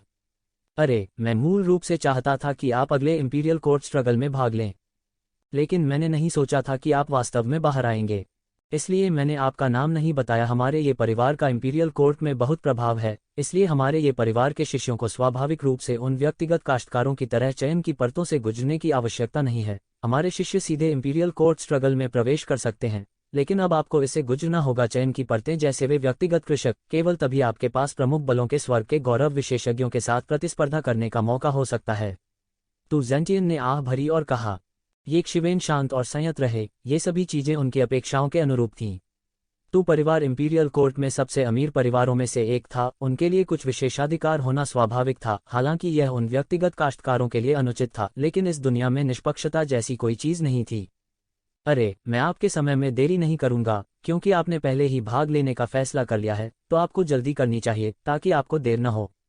ये जेंटियन ने कहा। हाँ, तो यह शिष्य विदा लेगा। ये जिवेन ने ये जेंटियन को अलविदा कहा और तुरंत इंपीरियल कोर्ट के लिए जाने के लिए तैयार हो गया। ये कबीला सभी मानव बलों के मुख्य क्षेत्र माउंट क्यूई में स्थित था। माउंट क्यूई बहुत विशाल था और ये कबीले के अलावा यहाँ कई अन्य शक्तिशाली सेनाएं तैनात थीं। हालांकि रॉयल कोर्ट अलग था। रॉयल कोर्ट प्राचीन बेरेंस महाद्वीप पर नहीं था, लेकिन 9 स्वर्गों के ऊपर उच्च लटका हुआ था। यह अनगिनत स्वतंत्र छोटी दुनियाओं द्वारा गठित एक विशाल समूह था।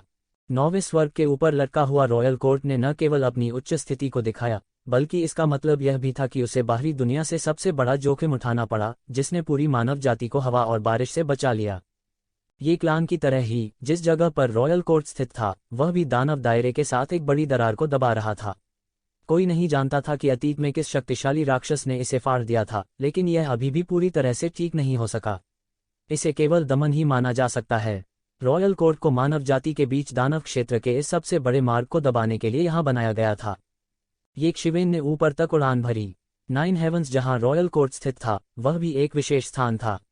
अगर ये जिवेन इस तरह से उड़ती, तो वह पहले ही वातावरण से बाहर निकल चुका होता और अनंत तारों भरे आकाश में प्रवेश कर चुका होता। लेकिन अब 3 दिन और 3 रात की उड़ान के बाद आखिरकार उसने देखा कि रॉयल कोर्ट कैसा दिखता है। अंतहीन महल थे जो अंतहीन रूप से फैले हुए थे। दसियों हजार सुनहरी बत्तियां लाल हो गईं और हजारों शुभ आभाएं बैंगनी धुंध बिखेर रही थीं। महल गहरे हरे रंग के थे और रंगीन कांच से बने थे। वे चमकीले थे और भीतर की दीवारों में कई बड़े खंभे थे। खंभों के चारों ओर कुंडलित सुनहरी छिद्रित चमकदार सूर्य लाल दाढ़ी वाले ड्रैगन। आसमान में मंडराते रंग बिरंगे लाल मुकुट वाले फीनिक्स के साथ कई लंबे पुल भी थे। जैसे ही वे पास आए, ये जिवेन ने अपने चेहरे पर स्पिरिट एनर्जी की तेज लहर महसूस की। यह एक अत्यंत शुद्ध आत्मा ऊर्जा थी। इसकी एक सांस लेने मात्र से ऐसा महसूस होता था जैसे उसके शरीर की सारी हड्डियां खुल गई हों। इस स्थान पर खेती करना प्राचीन जंगल के सामान्य स्थानों में खेती करने की तुलना में कई गुना तेज था। वह रॉयल कोर्ट के जितना करीब आया, आभा उतनी ही मजबूत होती गई। हालांकि जैसे जैसे वह ऊपर की ओर उड़ता रहा, उसने पाया कि शाही दरबार के चारों ओर अनगिनत सूक्ष्म हवाएं थीं। ये सूक्ष्म हवाएं बेहद भयानक थीं और यहाँ तक कि एक स्वर्ग क्षेत्र विशेषज्ञ भी इन सूक्ष्म हवाओं से टुकड़े टुकड़े हो जाएगा। उल्लेख नहीं करने के लिए वहाँ भी अनगिनत गड़गड़ाहट वाले ड्रैगन घूम रहे थे जो किसी को भी घुसने की हिम्मत कर रहे थे। यह कहा जा सकता है कि रक्षा बहुत कड़ी थी। सामान्य स्वर्ग क्षेत्र के विशेषज्ञों का उल्लेख नहीं करना, यहाँ तक कि स्वर्ग क्षेत्र के विशेषज्ञ भी अगर वे अंदर आते हैं तो वे भारी रूप से घायल हो जाएंगे। यदि वे सावधान नहीं होते तो वे मर जाते।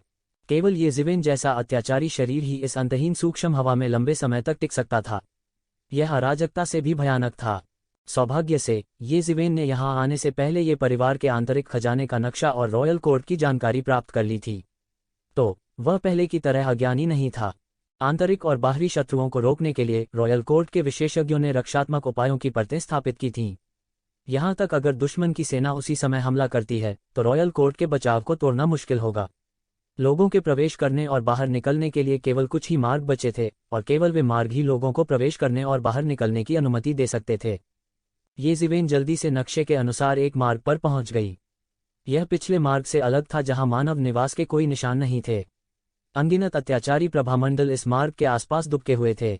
मार्ग के 3 किनारों पर शक्तिशाली सूक्ष्म हवाएं और अंतहीन गड़गड़ाहट और बिजली थी जो सभी दुश्मनों को घेर लेती थी जो प्रवेश करने का साहस करते थे। मार्ग के अंदर इस समय कई युवा विशेषज्ञ पहले ही आ चुके थे। उनमें से कई पहले ही मार्ग में प्रवेश कर चुके थे और उनमें से कई मार्ग के आसपास के शहरों में भी बस गए थे। ये जिवेन ने अपने शैतानी पंखों को खोल दिया था और पूरे 3 दिन और 3 रातों के लिए उड़ान भरी थी, इसलिए कोई भी कल्पना कर सकता है कि यह इंपीरियल कोर्ट कितनी दूर था।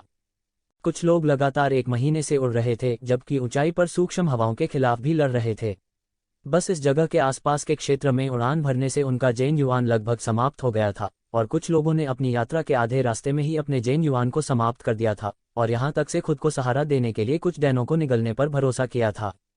इसलिए उनके पास के शहर में बसने के अलावा कोई विकल्प नहीं था। हालांकि इस शहर को एक शहर कहा जाता था, यह लगभग एक छोटे से महाद्वीप के बराबर था और इसमें करोड़ों मानव आम रहते थे। हालांकि रॉयल कोर्ट प्रतियोगिता सभी ढीले कृषकों के लिए खुली थी। जब तक वे 800 वर्ष से कम उम्र के थे, सभी ढीले कृषक साइन अप कर सकते थे। लेकिन वास्तव में यह अमीर और शक्तिशाली कुलों के वंशजों से अलग था जो यहाँ आने के लिए सीधे कबीले के संचरण सरणी का उपयोग कर सकते थे। उन्हें यहाँ से खुद ही उड़ना पड़ा। दरअसल यह भी एक परीक्षा थी। हालांकि 800 साल से कम उम्र के कई मानव अभिजात वर्ग साइन अप कर सकते थे, लेकिन वास्तव में हर कोई नहीं आ सकता था। अन्यथा रॉयल कोर्ट को संभालने के लिए लोगों की संख्या बहुत अधिक होगी। हालांकि कुछ लोगों ने रॉयल कोर्ट जाने के लिए दवा की गोलियां निगलने पर भरोसा किया, लेकिन वास्तव में इससे भी ज्यादा ऐसे लोग थे जो औषधीय गोलियां निगलने के बाद भी उड़ नहीं पाए, क्योंकि वे जितने ऊपर जाते हैं खपत उतनी ही अधिक होती है। उन्हें सूक्ष्म हवाओं से भी लड़ना पड़ा और आकाश में कई शक्तिशाली राक्षसी जानवर भी रहते थे। बस ये बाधाओं की परतें थीं। आधे लोग भी सही मायने में शाही दरबार तक नहीं पहुंच सके। यह रेत को धोने वाली तथाकथित बड़ी लहरें थीं। मॉन में स्क्रीनिंग की पहली लहर पहले ही पूरी हो चुकी थी। अब तक जो लोग शाही दरबार में पहुंच सकते थे वे स्वर्गीय क्षेत्र के योद्धा नहीं थे, बल्कि आधे कदम वाले स्वर्ग के योद्धाओं के बीच अजेय स्वामी थे। दुनिया में हमेशा कुछ प्रतिभाएं होंगी, भले ही वे आधे कदम वाले स्वर्ग क्षेत्र के योद्धा हों, फिर भी वे स्वर्ग क्षेत्र के योद्धाओं के खिलाफ लड़ सकते थे। ये ज़िवेन निश्चित रूप से अकेली नहीं थी। शहर की दीवारों के ऊपर अत्याचारी सैनिक खड़े थे। हालांकि वे केवल सैनिक थे, लेकिन प्रत्येक आकृति अत्यंत भयावह थी और वे सभी स्वर्ग क्षेत्र या उससे ऊपर के स्तर पर थे। रॉयल कोर्ट समृद्ध और दबंग था और उनकी नींव की गहराई लोगों को डराने के लिए काफी थी। कई प्रतिभाएं जो अभी अभी विभिन्न स्थानों से आई थीं, जब उन्होंने इस दृश्य को देखा तो लगभग अवसाद से बेहोश हो गईं।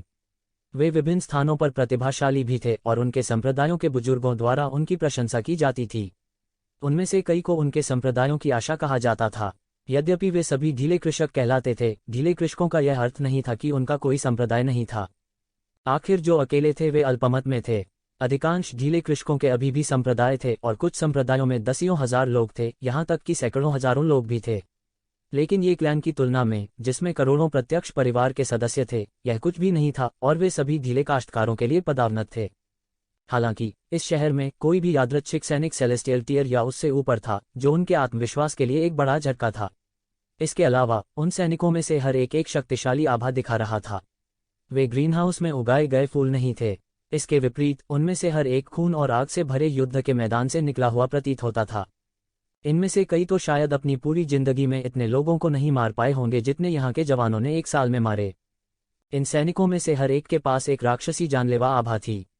यदि यह इस राक्षसी जानलेवा आभा को दूर करते हुए इस शहर में मैट्रिक्स के निरंतर संचालन के लिए नहीं होता, तो यह स्थान बहुत जल्द एक असुरभूत शहर बन जाता। हालांकि जो लोग इस बिंदु तक खेती कर सकते थे और यहाँ उड़ सकते थे, वे सभी दुनिया भर से प्रतिभाशाली थे और उनके दिमाग को दृढ़ कहा जा सकता था। लेकिन जब उन्होंने इन अत्यंत अत्याचारी हत्यारों को देखा, तब भी उन्हें अपनी पीठ पर ठंडक महसूस हुई। नगर की शहरपनाह पर सैनिक मूर्तों के समान थे और उन्होंने इन लोगों की ओर देखा तक नहीं। उनमें कोई भावना नहीं थी, कोई प्रशंसा नहीं, कोई उपहास नहीं, केवल शीतलता थी। और यह वास्तव में सबसे भयावह बात थी। हालांकि ये ज़िवेन को पता था कि ये सैनिक शायद रॉयल कोर्ट में सबसे विशिष्ट बल थे, क्योंकि इस मार्ग को घेरने और उसकी रक्षा करने के लिए यह रक्षा की पहली पंक्ति थी। एक बार रॉयल कोर्ट में बदलाव होने के बाद ये लोग अग्रिम पंक्ति में भाग जाते थे। समय समय पर इन सैनिकों को बदल दिया जाएगा और बदले गए सैनिक कोई और नहीं बल्कि मानव दानव युद्ध क्षेत्र से सीधे तौर पर लामबंद किए गए संभ्रांत सैनिक थे। यदि ये सैनिक अन्य टुकड़ियों में होते तो वे निश्चित रूप से उच्च स्तरीय अधिकारी होते और एक साधारण सेना को भी नियंत्रित कर सकते थे। हालांकि यहाँ वे केवल साधारण सैनिक थे और ऐसे संभ्रांत सैनिक शाही दरबार में हर जगह नहीं थे। यहाँ के अधिकांश सैनिक अन्य सेनाओं के ताऊ सेनाओं की तुलना में थोड़े ही मजबूत थे। यदि यह केवल एक साधारण सेना होती तो शाही दरबार वास्तव में हजारों वर्षों तक दुनिया को एक कर सकता था। शहर में प्रवेश करने पर पता चला कि यह काफी समृद्ध था। शहर बहुत व्यस्त था और सड़क के दोनों ओर हर तरह की दुकानें थीं। हालांकि यह रॉयल कोर्ट के लिए रक्षा की पहली पंक्ति थी, वास्तव में यहाँ अभी भी कई सामान्य लोग रहते थे। वे रॉयल कोर्ट में कुछ बड़े शॉट्स के वंशज हो सकते हैं और वे रॉयल कोर्ट में सेवा करने के लिए प्रवेश नहीं कर सकते थे, इसलिए वे यहाँ रहने वाले सामान्य लोग बन गए। बेशक हालांकि वे सामान्य लोग थे, वास्तव में उनकी ताकत बहुत से सामान्य लोगों की तुलना में कहीं अधिक शक्तिशाली थी। क्योंकि यह शहर लंबे समय तक शाही दरबार के अधीन रहा था, यह लाखों वर्षों से नहीं बदला था। शहर की दीवारों पर, इमारतों पर समय के कई निशान पहले से ही मौजूद थे। यहाँ आने जाने वाले लोग अनेक प्राचीन वस्त्र धारण करते थे। अचानक ऐसा लगा जैसे वे प्राचीन काल में लौट आए हों। एक टी हाउस में ये ज़िवेन एक सीट पर बैठी चुपचाप चाय पी रही थी। उनके हृदय का इतना शांत होना दुर्लभ था। पिछले 10 वर्षों में, विशेष रूप से पिछले 2 वर्षों में, लगभग हर पल या तो हत्या कर रहा था या हत्या की साजिश रच रहा था। उनके हृदय में एक क्षण भी चैन नहीं था। यदि यह एक साधारण व्यक्ति होता तो अपने मन को स्थिर करने के लिए प्रबुद्ध मन प्राचीन वृक्ष के बिना वह इस समय पहले से ही पागल हो गया होता। इसलिए उन्होंने विशेष रूप से इस दुर्लभ शांति का आनंद लिया और उनके कान आसपास के चाय मेहमानों की चर्चाओं से भरे हुए थे। हाल ही में शहर में बहुत सारे युवा स्वामी आए हैं। सच कहूं तो मैंने इतने युवा स्वामी कभी नहीं देखे। क्या हमारी मानव जाति में वास्तव में इतने युवा स्वामी हैं? इसमें गलत क्या है? जब भी कोई रॉयल कोर्ट स्ट्रगल होगा तो कई युवा विशेषज्ञ आएंगे। आप अभी भी युवा हैं, कुछ और बार अनुभव करने के बाद आपको इसकी आदत हो जाएगी। इसके अलावा ये तथाकथित युवा विशेषज्ञ हैं केवल दुष्ट काश्तकार। सच्चे विशेषज्ञ अभी भी हमारे रॉयल कोर्ट द्वारा ही पोषित हैं। अन्य शाही परिवार और मार्किस कबीले हमारे स्वर्गीय न्यायालय के स्थानीय विशेषज्ञों के लिए मेल नहीं खाते। तो ये लोग यहाँ क्या कर रहे हैं? क्या वे यहाँ हमारे रॉयल कोर्ट के प्रतिभावान लोगों के लिए काम करने के लिए हैं? बिल्कुल नहीं। हमारे रॉयल कोर्ट के आका इस रॉयल कोर्ट स्ट्रगल में हिस्सा नहीं लेंगे, अन्यथा उनके लिए खड़े होने का कोई दिन नहीं होगा। रॉयल कोर्ट स्ट्रगल का उद्देश्य रॉयल कोर्ट के लिए प्रतिभाओं का चयन करना और नए रक्त को अवशोषित करना है। यही मूल उद्देश्य है। दुनिया बहुत बड़ी है और हमारी जाति में अनगिनत प्रतिभाएं हैं। उनमें से कई हमारे रॉयल कोर्ट के स्वर्ग के गौरव विशेषज्ञों से कमजोर नहीं हैं। हालांकि उन्होंने सबसे अच्छा प्रशिक्षण प्राप्त नहीं किया है, अन्यथा वे हमारे रॉयल कोर्ट की प्रतिभाओं के साथ कंधे से कंधा मिलाकर खड़े हो सकेंगे। तू श्वन चुप था, यह सच्चाई थी। हुआंग वूजी बेहद प्रतिभाशाली थे और ये जिवेन को जानने वाले कई प्रतिभाशाली लोगों से कम नहीं थे। हालांकि उनकी उपलब्धियां ट्रू मार्शल डोमेन में सीमित थीं। वह शायद अब भी उत्कृष्ट क्षेत्र में था और उसकी तुलना वर्तमान ये जिवेन से नहीं की जा सकती थी। एक व्यक्ति की उपलब्धियां सिर्फ प्रतिभा पर निर्भर नहीं करतीं, यह किसी की इच्छा पर भी निर्भर करता है और उसका मंच कितना बड़ा है। अगर ये जिवेन ट्रू मार्शल डोमेन में बने रहते तो उनकी उपलब्धियां शायद ट्रांसेंडेंट दायरे में रुक जाती और वह आज की तरह गौरवशाली नहीं होते। इस प्रकार रॉयल कोर्ट प्रतियोगिता का उद्देश्य उनका चयन करना है और उन्हें रॉयल कोर्ट से सर्वश्रेष्ठ प्रशिक्षण प्राप्त करना है। अंत में वे रॉयल कोर्ट में समाहित हो जाएंगे और मानवता के उत्थान में अपनी ताकत का योगदान देंगे। भले ही यह शाही परिवार या मार्किस कबीला हो, वे रॉयल कोर्ट से तुलना नहीं कर सकते। आसपास के ग्राहकों ने सिर हिलाया। वे सभी शहर के मूल निवासी थे और उनका अपना गर्व और आत्मविश्वास था। यहाँ तक अगर रॉयल कोर्ट अब गौरवशाली नहीं था, तब भी यह एक विशाल व्यक्ति था जो सभी मानव शक्तियों को पार कर गया था। शाही परिवार, मार्क्विस कबीले और ढीले किसान रॉयल कोर्ट के साथ प्रतिस्पर्धा नहीं कर सके। वास्तव में कई शाही परिवार और मार्क्विस कबीले के कुलपति रॉयल कोर्ट में पदों पर आसीन थे और बड़ी शक्ति रखते थे। शाही परिवार और मार्क्विस कबीला मार्क्विस कबीले या संप्रदायों के वंशज थे जब रॉयल कोर्ट अपने चरम पर था और दुनिया पर राज करता था। तथाकथित 4 शाही परिवार और 28 मार्किस कुल थे। इन 32 बलों ने मानव जाति का शिखर बनाया। बाकी दूसरों की दृष्टि में ढीले कृषकों की श्रेणी थे और उन्हें वास्तव में शक्तिशाली विरासत के रूप में नहीं माना जा सकता था। चाहे वह ये परिवार हो या वांग परिवार, वे सभी शक्तिशाली कबीले थे जो मार्क्विस कबीले सूची में सूचीबद्ध थे। वे जो मार्क्विस कबीले की सूची में सूचीबद्ध थे, स्वाभाविक रूप से ढीले कृषकों से भिन्न थे। अन्य संप्रदाय या वंश, चाहे वे कितने भी बड़े क्यों न हों, जब तक वे मार्किस कबीले की सूची में सूचीबद्ध नहीं थे, वे दूसरों द्वारा पहचाने नहीं जाएंगे। रॉयल कोर्ट के इन मूल निवासियों ने शाही परिवार और मार्किस कबीले की भी परवाह नहीं की। ढीले काश्तकारों की तो बात ही छोड़िए, उन्हें शायद उनकी बिल्कुल भी परवाह नहीं थी। यह मुख्य रूप से इसलिए है क्योंकि शाही परिवार और मार्किस कबीले की प्रतिभाएं बाहर खड़ी हो सकती हैं। हालांकि ढीले कृषकों में कुछ प्रतिभाशाली हैं, जो संसाधन वे प्राप्त कर सकते हैं वे बहुत कम हैं। ये चाय मेहमान शाही कुलों और मार्क्विस कुलों की प्रतिभाओं के बारे में अधिक आशावादी थे। जहां तक दुष्ट कृषकों की बात है, हालांकि कभी कभार कुछ आश्चर्यजनक भी होते हैं, कुल मिलाकर पैमाना अतुलनीय था। मूल रूप से इंपीरियल कोर्ट स्ट्रगल रॉयल परिवारों और मार्क्विस कुलों के बीच सिर्फ एक चयन प्रक्रिया थी, लेकिन बाद में कुछ दुष्ट कल्टीवेटर पैट्रियार्क्स के विरोध के कारण इसे दुष्ट काश्तकारों के लिए खोल दिया गया, जिससे उन्हें मौका मिला। आखिरकार, हालांकि ये दुष्ट कृषक बहुत मजबूत नहीं थे, दुनिया के 90% मार्शल कलाकार दुष्ट कृषक थे। इन लोगों की बातों को नजरअंदाज नहीं किया जा सकता था। यह भी एक तरह का समझौता था। कोई भी सभी लाभों पर एकाधिकार नहीं कर सकता था। वरिष्ठ भाई, इन्हें देखो, वे पानी में जा रहे हैं। ऐसा लगता है जैसे हम यहाँ केवल एक पन्नी के रूप में सेवा करने के लिए हैं। इस समय एक अन्य टेबल पर एक प्यारी सी छोटी लड़की थी जो लगभग 14 या 15 साल की लग रही थी। उसके अलावा 2 और आदमी थे। एक अपने 30वें दशक में दिख रहा था और असाधारण रूप से सुंदर था, जबकि दूसरा अपने शुरुआती 20वें दशक में बहुत छोटा दिख रहा था। ये शिवेन ने देखा कि यह छोटी लड़की मस्ती के बारे में बात कर रही थी और मुस्कुराए बिना नहीं रह सकती थी। इन तीनों लोगों की ताकत को कमजोर नहीं कहा जा सकता। उनमें से वह युवक जो अपने 30वें वर्ष में था वास्तव में स्वर्ग क्षेत्र के तीसरे स्तर पर था।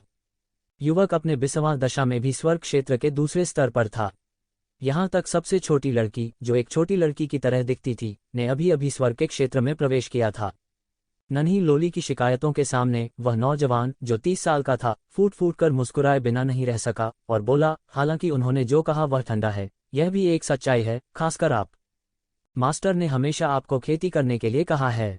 ठीक है, लेकिन तुम देखो, आधे रास्ते में तुम्हारा जैन युआन खत्म हो गया और तुम लगभग गिर ही गए।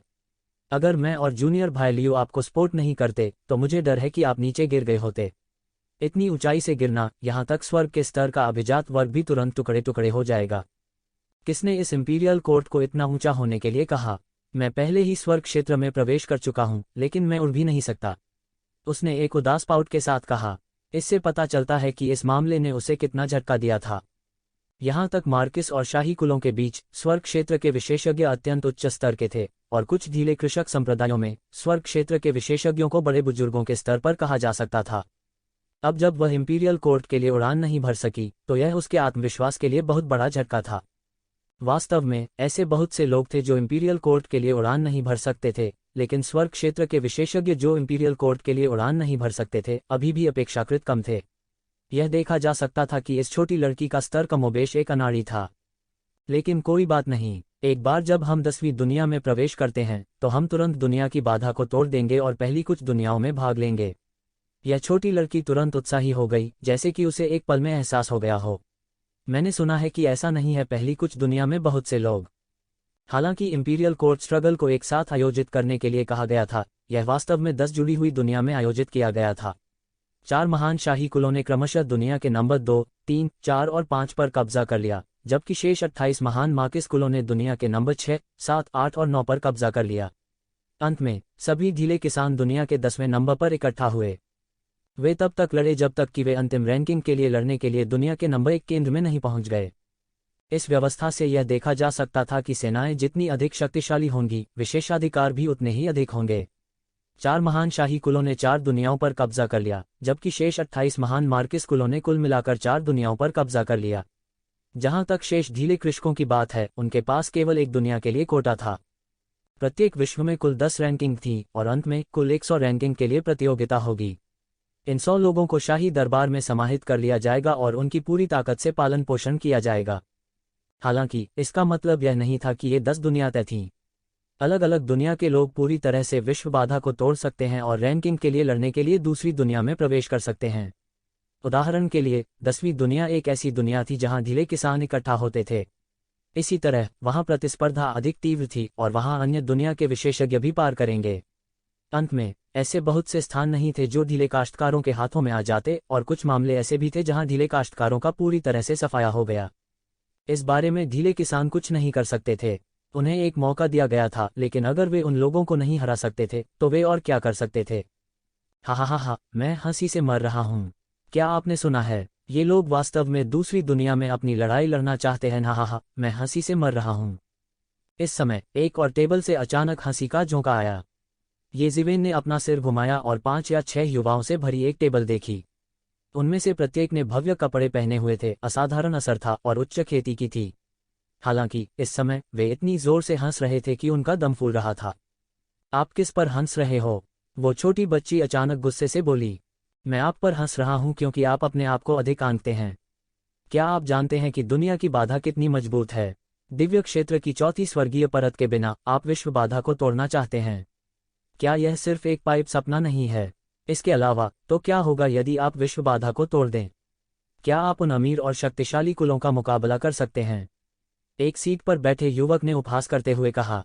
यह छोटी लड़की अचानक इतनी क्रोधित हो गई कि उसे पता नहीं चला कि वह क्या कहे। उन्होंने जो कहा वह वास्तव में सच था। हालांकि दूसरी दुनिया में कम लोग थे, प्रतियोगिता अधिक क्रूर थी। जो लोग अमीर और शक्तिशाली कुलों से आते थे वे आमतौर पर इन ढीले कृषकों की तुलना में अधिक मजबूत थे। हालांकि उनके लहजे ने लोगों को असहज कर दिया। गर्मियों के कीड़े बर्फ के बारे में बात नहीं कर सकते, उन्हें क्या कहना है? इस समय बैंगनी रंग के एक युवक ने अपने होठों को सिकोड़ लिया और कहा। उसकी आंखें पतली और थोड़ी ठंडी थीं, जिससे लोगों को लगता था कि उसके पास जाना मुश्किल है। हाँ, युवा मास्टर जियांग सही है। इस समय पहले से युवक मदद नहीं कर सका, लेकिन झट से सिर हिलाया और कहा। ऐसा लग रहा था कि वह बैंगनी रंग के इस युवक से काफी विस्मय में था। उसके अलग थलग रूप और उस व्यवहार को देखते हुए यह स्पष्ट था कि वह एक ढीला ढाला किसान नहीं था। वह शायद एक शाही या मार्किस कबीले से था। यह मत सोचो कि मैं नहीं जानता कि तुम भी एक मार्किस कबीले या एक शाही परिवार से हो। हालांकि आपके पास उनसे मुकाबला करने का कोई तरीका नहीं है, इसलिए आप यहाँ बचे हुए लेने आए हैं, है ना? सही, उस छोटी बच्ची ने चौंकते हुए कहा। Green snail. इस समय 30 वर्षीय वरिष्ठ ने झट से उन्हें डांटा। तुनक मिजाज हो कुलों और रॉयल कुलों के स्वर्ग के गौरव के खिलाफ लड़ना उनके लिए आसान काम नहीं था। यदि उनकी शक्ति वास्तव में उत्कृष्ट थी तो ऐसा ही हो। हालांकि ऐसा नहीं था। अगर वे इन लोगों को नाराज करते हैं तो निस्संदेह यह एक बड़ी समस्या होगी। दुर्भाग्य से नन्ही लोलिता के शब्दों ने उसके घाव पर चोट की थी। यह मामला कोई बड़ी बात नहीं थी, लेकिन यह कोई शानदार बात नहीं थी। ये स्वर्ग के चुने हुए लोग, चाहे वे दुष्ट कृषक हों या धनी और शक्तिशाली परिवारों से, उनमें से कौन अहंकारी और अनियंत्रित नहीं था। स्वर्ग मालिक था, पृथ्वी दूसरी थी और वे तीसरे थे। उन्होंने लोगों की कमियों को उजागर नहीं किया और उन्होंने लोगों के चेहरों पर चोट नहीं की। इस छोटी सी बच्ची की बातों ने उन्हें तुरंत उन प्रतिभाओं से बचने के लिए 10वें जिले में आने के अपमान के बारे में सोचने पर मजबूर कर दिया। वह तुरंत क्रोधित हो गया। आप स्वर्ग और पृथ्वी की विशालता नहीं जानते। जामुनी वस्त्र पहने युवक तुरंत क्रोधित हो गया। उसने तुरंत अपनी हथेली पर थप्पड़ मारा। यह प्रकाश की एक लकीर में बदल गया और लगभग तुरंत ही छोटी लड़की के चेहरे पर थप्पड़ मार दिया। 30 साल के युवक को भी प्रतिक्रिया देने का समय नहीं मिला। जैसे ही हथेली छोटी बच्ची के चेहरे पर लगने वाली थी, अचानक प्रकाश की एक किरण सीधे उसके पास से गुजरी और एक तीखी भेदी ध्वनि निकली। जामुनी वस्त्र पहने युवक ने तुरंत प्रतिक्रिया व्यक्त की। उसकी अभिव्यक्ति बदल गई और उसने जल्दी से अपना बड़ा हाथ पीछे खींच लिया। गुंजन, जोर से गूंजने की आवाज थी। दीवार पर एक चॉपस्टिक सीधे दीवार के एक छोटे से हिस्से में धंस गई। चॉपस्टिक का सिरा अभी भी लगातार हिल रहा था, भनभनाहट की आवाज कर रहा था। कौन? बैंगनी वस्त्र पहने युवक गुस्से में था। उसने येज़िवेन की स्थिति को देखा और उसे घूर कर देखा। यह येज़िवेन ही था जिसने अभी अभी एक चाल चली। अन्यथा उसका थप्पड़ सीधे हरे शंख के सिर को फोड़ने के लिए पर्याप्त होता। कहने की जरूरत नहीं कि ग्रीन शंख का हमला निर्मम था। जब संभव हो लोगों को जाने दो। यह सिर्फ एक छोटा सा झगड़ा है। इतना निर्मम होने की कोई जरूरत नहीं है। येज़िवेन ने एक फीकी मुस्कान के साथ कहा, जैसे कि उसके पास एक कार्ड हो। आप कौन हैं? बैंगनी वस्त्र पहने युवक का रंग बदल गया, लेकिन वह आक्रामक नहीं रहा। शायद येज़िवेन के आकस्मिक हमले ने उसे एक बड़ा झटका दिया था। उसका हमला बहुत ही अचानक हुआ था, लेकिन महत्वपूर्ण क्षण में येज़िवेन उसे बचाने में सक्षम थी। इस कारनामे की मुश्किल जरा भी कम नहीं थी। वह सिर्फ एक कोई नहीं है, येज़िवेन ने मुस्कुराकर कहा। हालांकि वह चुपके से अपने दिल में चौंक गया था। यह इंपीरियल कोर्ट स्ट्रगल शायद उसकी कल्पना से कहीं अधिक तीव्र था। चाहे कुछ भी हो, बैंगनी वस्त्र पहने यह युवक एक ऐसा अस्तित्व था जिसने आकाश के दायरे के चौथे स्तर पर कदम रखा था। वह शूरा शहर के भगवान और अन्य लोगों की तुलना में अधिक अत्याचारी था जिन्हें उसने पहले मार डाला था। लेकिन फिर भी अवसरों की तलाश के लिए उन्हें अभी भी 10वें दायरे में आने के लिए मजबूर होना पड़ा। दूसरे शब्दों में, अपनी खेती के साथ वह आश्वस्त नहीं था कि वह अन्य 9 क्षेत्रों में इंपीरियल कोर्ट में प्रवेश करने के लिए कोटा और योग्यता प्राप्त कर सकता है। अंत में ऐसे बहुत से लोग होंगे, केवल और उस समय 10वें क्षेत्र में प्रतिस्पर्धा कोई बेहतर नहीं होगी। अन्य लोगों से आए कुलीन कुलों से कई प्रतिभाएं थीं। दुष्ट काश्तकारों में कई प्रतिभाएं भी थीं। दुस्वप्न दायरे में केवल 10 स्थान थे और यह इस तरह की प्रतियोगिता का सामना नहीं कर सका।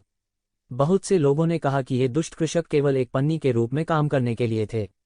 ये शब्द सुनने में अरुचिकर थे, लेकिन फिर भी डराने वाले थे। जामुनी वस्त्र पहने युवक के हाव भाव बदल गए। अंत में उसने हमला करने का फैसला नहीं किया। उन्होंने केवल ठंडेपन से कहा, लिमिटलेस स्टार पैलेस विटियानजियांग। 30 साल के युवक के हाव भाव अचानक बदल गए। उम्मीद के मुताबिक उनका जन्म हॉ कबीले में हुआ था। लिमिटलेस स्टार पैलेस भी मानव जाति के 28 हॉ कुलों में से एक था। उनकी सेनाएं पूरे आकाश में फैली हुई थीं और 28 हॉ कुलों के बीच उन्हें बहुत ऊंचा स्थान दिया गया था। भले ही यह विटियानजियांग केवल उन लोगों में से एक था जिन्हें 10वें दायरे में आने के लिए मजबूर किया गया था। 10वें दायरे में कई दुष्ट काश्तकारों के लिए वह अभी भी एक अगम्य अस्तित्व था। येज़िवेन मुस्कुराए और कुछ नहीं बोली। लिमिटलेस स्टार पैलेस की पृष्ठभूमि बहुत अच्छी थी, लेकिन यह उसे डराने के लिए पर्याप्त नहीं था। मत भूलो, उसके पीछे अभी भी ये कबीला था। विटियानजियांग शायद ये वंश के कई प्रतिभाओं के बीच बहुत गर्व नहीं था, वरना उन्हें एक जगह के लिए लड़ने के लिए 10वें दायरे में आने के लिए मजबूर नहीं किया जाता। हालांकि वह अलग था। जैसा कि उन्होंने हेवंटियर में कदम रखा था, ये कबीले ने व्यावहारिक रूप से उन्हें 5 हेगमन्स में से एक के रूप में पाला था। यहाँ तक अगर उन्हें उनसे डटकर मुकाबला करना पड़े तो भी उन्हें डरने की कोई बात नहीं थी। आखिरकार आपसे मिलना सम्मान की बात है, ये ज़िवेन के मुंह ने कहा। आपसे मिलना सम्मान की बात है, लेकिन उन्होंने प्रणाम करने के लिए अपने हाथ भी नहीं जोड़े। साफ था कि उसे कुछ महसूस नहीं हुआ। यह देखकर कि उसकी उत्पत्ति एक शिवेन को डरा नहीं सकती, उसका रंग थोड़ा बदल गया। ऐसा लग रहा था कि वह ये ज़िवेन की उत्पत्ति के बारे में सोच रहा है और उसने कहा, पहाड़ और नदियां फिर मिलेंगे। एक दिन आएगा जब हम 10वीं दुनिया में फिर से मिलेंगे। ये ज़िवेन ने उपहास किया। क्या यह उनके लिए एक चेतावनी थी? वह उस तरह के व्यक्ति थे जिन्हें तर्क से मनाया जा सकता था लेकिन बल से नहीं। बाद में मिलते हैं। ये ज़िवेन ने भी कोई कमजोरी नहीं दिखाई और कहा। वेई तियानजियांग ने ज्यादा कुछ नहीं कहा। उसका रंग बदसूरत था और उसकी हत्या का इरादा प्रकट हो गया था। उसने एक पल के लिए एक शिवेन को बंद कर दिया और फिर चला गया। बहुत जल्द वह अपने लोगों के समूह के साथ टी हाउस से निकल गया। चायखाना, जो इन दो लोगों के बीच टकराव के कारण शांत हो गया था, अचानक फिर से जीवंत हो गया। हालांकि जब वे चैट कर रहे थे तब उन्होंने शाही मार्किस कुलों की प्रतिभाओं को देखने की हिम्मत की। वास्तव में वे पदानुक्रम के निचले भाग में आम लोगों का एक समूह थे। उनकी तुलना इन प्रतिभाओं से कैसे की जा सकती है? अगर वेई तियानजियांग गुस्से में थे और उन सभी को मार डाला तो ऐसे बुजुर्ग होंगे जो उनके लिए खड़े होंगे। उनकी मृत्यु व्यर्थ होगी। और ये ज़िवेन भी एक अच्छी इंसान नहीं लग रही थी। वेई तियानजियांग ने अपने संप्रदाय की सूचना देने के बाद बिल्कुल भी नहीं दिया। ये दो लोग साधारण नहीं हैं। वेई तियानजियांग का लिमिटलेस स्टार पैलेस 28 मार्क्विस कुलों में से एक है। वे हमेशा अत्याचारी रहे हैं। इसके अलावा उनकी नींव अंतहीन शून्य में है। वे इंपीरियल कोर्ट के सबसे करीब हैं और हमेशा एक बेहद शक्तिशाली ताकत रहे हैं। भले ही वेई वुजी के पास अन्य मार्किस कुलों की प्रतिभाओं के सामने कोई फायदा न हो, फिर भी वह इन अलग अलग काश्तकारों के बीच एक महान व्यक्ति है। मुझे डर है कि इस बार वह एक जगह छीन लेगा। और यह व्यक्ति, हालांकि मैं उसके मूल को नहीं जानता, वह किसी को वेई तियानजियांग के हाथों से छुड़ाने में सक्षम था और वेई तियानजियांग को कुछ गलतफहमी हुई थी। मुझे डर है कि वह एक साधारण चरित्र नहीं है। वह दूसरी जगह ले सकता है। इसके अलावा मुझे लगता है कि कई प्रतिभाएं होंगी जो एक स्थान के लिए प्रतिस्पर्धा करने के लिए पार जाएंगी। इसके विपरीत और भी होंगे। समय आने पर यह कहना मुश्किल है कि ये व्यक्तिगत साधक कितने पदों पर रह सकते हैं। हे, बस देखो, इससे कोई फर्क नहीं पड़ता कि वे कैसे प्रतिस्पर्धा करते हैं, इसका हमसे कोई लेना देना नहीं है। इसके बजाय देखने के लिए एक अच्छा शो होगा।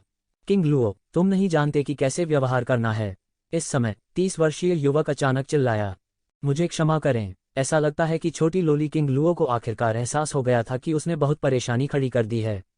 लेकिन वह आदमी वास्तव में कुछ ज्यादा ही घृणित है। वह ऐसा कैसे कह सकता है? क्योंकि उसके पास यह ताकत है।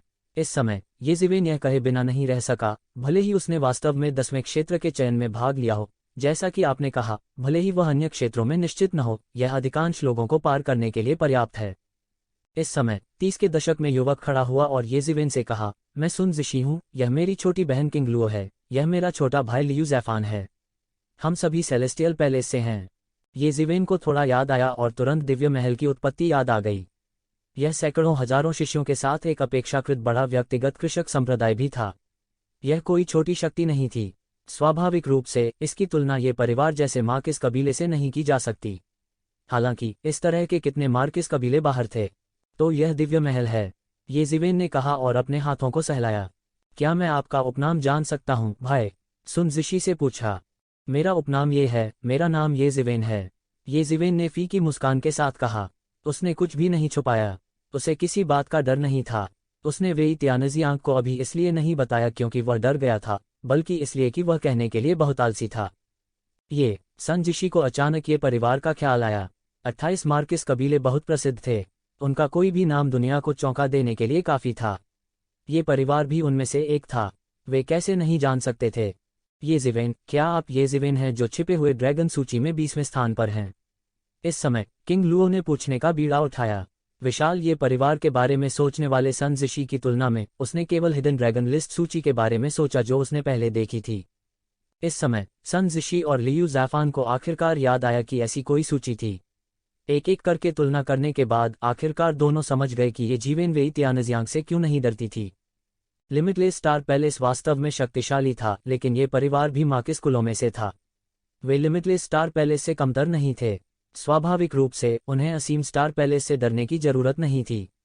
यह कहने की बात नहीं है कि येज़िवेन हिडन ड्रैगन लिस्ट में 20वें स्थान पर थी। यह अपने आप में येज़िवेन की अत्याचारी ताकत और प्रतिभा को देखने के लिए काफ़ी था। हालांकि हिडन ड्रैगन लिस्ट में कई जीनियस थे, लेकिन उनमें से केवल 200 थे। इसके अलावा इस संख्या में हिडन ड्रैगन लिस्ट की सब्स्टिट्यूट लिस्ट भी शामिल थी। यदि केवल आधिकारिक सूची को ध्यान में रखा जाता तो केवल 100 लोग ही होते। अनगिनत युवा विशेषज्ञ थे। इसके अलावा दानव जाति, समुद्री जाति और 100 कबीले गठबंधन के विशेषज्ञ भी थे। प्रत्येक दौड़ में औसतन कुछ दर्जन लोग ही थे। इसलिए येज़िवेन के लिए इन दर्जनों लोगों के बीच रैंक होना पहले से ही एक अविश्वसनीय बात थी। ये हिडन ड्रैगन्स और युवा मास्टर्स अभी बहुत उत्कृष्ट नहीं हो सकते हैं, लेकिन कुछ 100 वर्षों के बाद ये युवा मास्टर्स हवा को बुलाने और बारिश को बुलाने में सक्षम होंगे। उनमें से रैंक पाने में सक्षम होने के कारण येज़िवेन के पास स्वाभाविक रूप से गर्व करने के लिए कुछ था। कोई फर्क नहीं पड़ता कि वेई त्यानजियांग कितना शक्तिशाली था, इस व्यक्ति के सामने वह धमकाने के योग्य नहीं था। अभी अभी वेई त्यानजियांग की ठंडी उपस्थिति को देखते हुए और फिर येज़िवेन की उपस्थिति को देखते हुए वे थोड़ा भावुक हुए बिना नहीं रह सके। वे दोनों ही कुलीन कुलों से थे, पर दोनों पक्षों का आचरण स्वर्ग और पृथ्वी के समान था। अगर कोई डुप्लीकेट नाम नहीं है तो यह मुझे होना चाहिए। तो ज़िवेन ने सिर हिलाया और कहा, वाह, मैं अमीर हूँ, मैं वास्तव में अमीर हूँ। मुझे यहाँ सूची में किसी सेलिब्रिटी को देखने की उम्मीद नहीं थी। ग्रीन लुओ अचानक उत्तेजित हो गई, जैसे उसने कुछ अविश्वसनीय देखा हो। यह ऐसा था जैसे उसने अचानक अपने सामने एक महान चरित्र को प्रकट होते देखा हो, और वह एक जीवंत चरित्र था। इससे येज़िवेन को थोड़ी शर्मिंदगी महसूस हुई। हालांकि हिडन ड्रैगन लिस्ट में उनकी कुछ प्रसिद्धि थी, लेकिन यह वास्तव में इन युवा मास्टर्स की नज़र में कुछ भी नहीं था। यह लगभग कहा जा सकता है कि उनके बीच एक पीढ़ी का अंतर था और उन्हें ऐसी स्थिति का दोबारा सामना नहीं करना पड़ा था। ग्रीन लुओ, गड़बड़ मत करो, सुन ज़िशी ने जल्दी से उसे फटकारा। इस नटखट छोटी बहन के साथ व्यवहार करते समय उनके सिर में भी दर्द हो रहा था। अगर येज़िवेन ने हस्तक्षेप नहीं किया होता तो यह मामला कुछ समय पहले ही समाप्त हो सकता था। अब अगर येज़िवेन नाराज होती तो क्या होता? कोई फर्क नहीं पड़ता कि येज़िवेन ने परवाह नहीं की। वह इतना कंजूस नहीं था। हालांकि एक दुर्लभ जानवर की तरह व्यवहार किए जाने से वह थोड़ा शर्मिंदा हुआ। क्या आप 10वें चयन में भाग लेने जा रहे हैं? येज़िवेन ने पूछा। सुन ज़िशी ने सिर हिलाया। येज़िवेन, तुम अपने ये परिवार के साथ क्यों नहीं हो? इस समय ग्रीन लुओ ने पूछा। सुन ज़िशी का चेहरा थोड़ा बदल गया। क्या उसने अभी अपना सबक नहीं सीखा? वेई त्यानजियांग की तरह, चूंकि उन्होंने ये परिवार के साथ रहना नहीं चुना, इसलिए उन्हें 10वें क्षेत्र के कोटा के लिए प्रतिस्पर्धा करना चाहिए। भले ही येज़िवेन युवा पीढ़ी के बीच शक्तिशाली थे, लेकिन इन युवा मास्टर्स के साथ तुलना करना असंभव था जो उनसे सैकड़ों साल बड़े थे, विशेष रूप से स्वर्ग के शीर्ष के उन लोगों से जो उनसे कमतर नहीं थे। 10वें दायरे में आना सबसे सुरक्षित तरीका था। उसने येज़िवेन को घबराहट से देखा, इस डर से कि येज़िवेन शत्रुतापूर्ण हो जाएगा, लेकिन उसने ये उम्मीद नहीं की थी कि येज़िवेन ऐसा जवाब देगा जिससे उन्हें नमक सोडा थूकने के लिए मजबूर होना पड़ा। मुझे देर हो गई थी, इसलिए मैं ये परिवार के मुख्य बल के साथ नहीं मिला। अब मैं केवल पहले 10वें क्षेत्र में प्रवेश करना चुन सकता हूँ और फिर उनसे मिलने के लिए विश्व बाधा को तोड़ने पर विचार कर सकता हूँ। मुझे देर हो गई थी, इसलिए मैं ये क्लान के मुख्य बल को पकड़ नहीं सका। अब मैं केवल पहले 10वें क्षेत्र में प्रवेश करना चुन सकता हूँ और फिर उनसे मिलने के लिए विश्व बाधा को तोड़ने पर विचार कर सकता हूँ। येज़िवेन ने मुस्कराते हुए कहा। उन्होंने इस बारे में बहुत ज्यादा परवाह नहीं की। चूंकि हम 10वें दायरे में जा रहे हैं, चलो साथ चलते हैं। यह अच्छा है, हम एक दूसरे का ख्याल रख सकते हैं, सुन ज़िशी ने कहा। वेई त्यानजियांग के जाने के कुछ समय बाद उन्होंने एक छोटा ब्रेक लिया और जल्दी से इंपीरियल कोर्ट के मार्ग पर पहुंच गए। इंपीरियल कोर्ट के मार्ग को कई सैनिकों द्वारा अवरुद्ध कर दिया गया था, जिनमें से सभी दिव्य क्षेत्र से ऊपर थे। उन्होंने उन पर बिल्कुल ध्यान नहीं दिया। इंपीरियल कोर्ट की महिमा के तहत कोई भी आकाश को उलट नहीं सकता था। अपनी यात्रा के उद्देश्य को सूचित करने के बाद पहरेदार सैनिकों ने ज्यादा कुछ नहीं कहा और तुरंत इंपीरियल कोर्ट के इंटीरियर के माध्यम से नहीं, बल्कि ट्रायल फील्ड के लिए एक रास्ता खोल दिया। हालांकि उन्हें इस बात का थोड़ा अफसोस था कि वे इंपीरियल कोर्ट में नहीं जा सके, उन्होंने इस समय ज्यादा कुछ नहीं कहा। जब वे चारों ट्रांसमिशन अरे से बाहर आए तो उन्होंने पाया कि उनके चारों ओर आवाजों का हुड़दंग था। यह कोई छोटी दुनिया नहीं थी। इस छोटी सी दुनिया के केंद्र में एक अंतहीन पर्वत श्रृंखला थी और एक बहुत बड़ी पर्वत चोटी थी। यह अज्ञात था जिसने एक बहुत बड़े वर्ग का निर्माण करते हुए चोटी को काट दिया था। युवा प्रतिभाएं जो दुनिया भर से प्रेषित की जाती थीं, वे अंतिम परीक्षण के खुलने की प्रतीक्षा में पहाड़ पर चढ़ जाती थीं। येज़िवेन और अन्य लोगों ने जल्दी से भीड़ का पीछा करते हुए पहाड़ पर चौक तक पहुंचे, लेकिन जब वे पहाड़ के आधे रास्ते तक चले तो उन्होंने पाया कि पूरी टीम रुक गई थी। येज़िवेन को थोड़ा अजीब लगा और उसने तुरंत पलट कर देखा। उसने देखा कि पूरे पहाड़ का पेट थोड़ा विकृत था और उतार चढ़ाव की फुहारें थीं। बहुत से लोग थोड़ी देर अंदर चलने के बाद अपने आप बाहर चले गए और आगे बढ़ने का कोई रास्ता नहीं था। जल्द ही किसी ने इसे पहचान लिया। धिक्कार है, यह एक भ्रमसरणी है। इन शब्दों ने तुरंत उपस्थित कई स्वामी को धर्मी क्रोध से भर दिया। यद्यपि वे सभी व्यक्तिगत कृषक थे, वे अपने अपने स्थान के शीर्ष प्रतिभाशाली होने के योग्य थे। अब किसी ने वास्तव में उन पर चालें चलाने के लिए एक भ्रमसरणी स्थापित की है। यह बिल्कुल असहनीय था। धिक्कार है, जो हम पर चालें चलाने के लिए एक भ्रमसरणी स्थापित करने की हिम्मत करता है।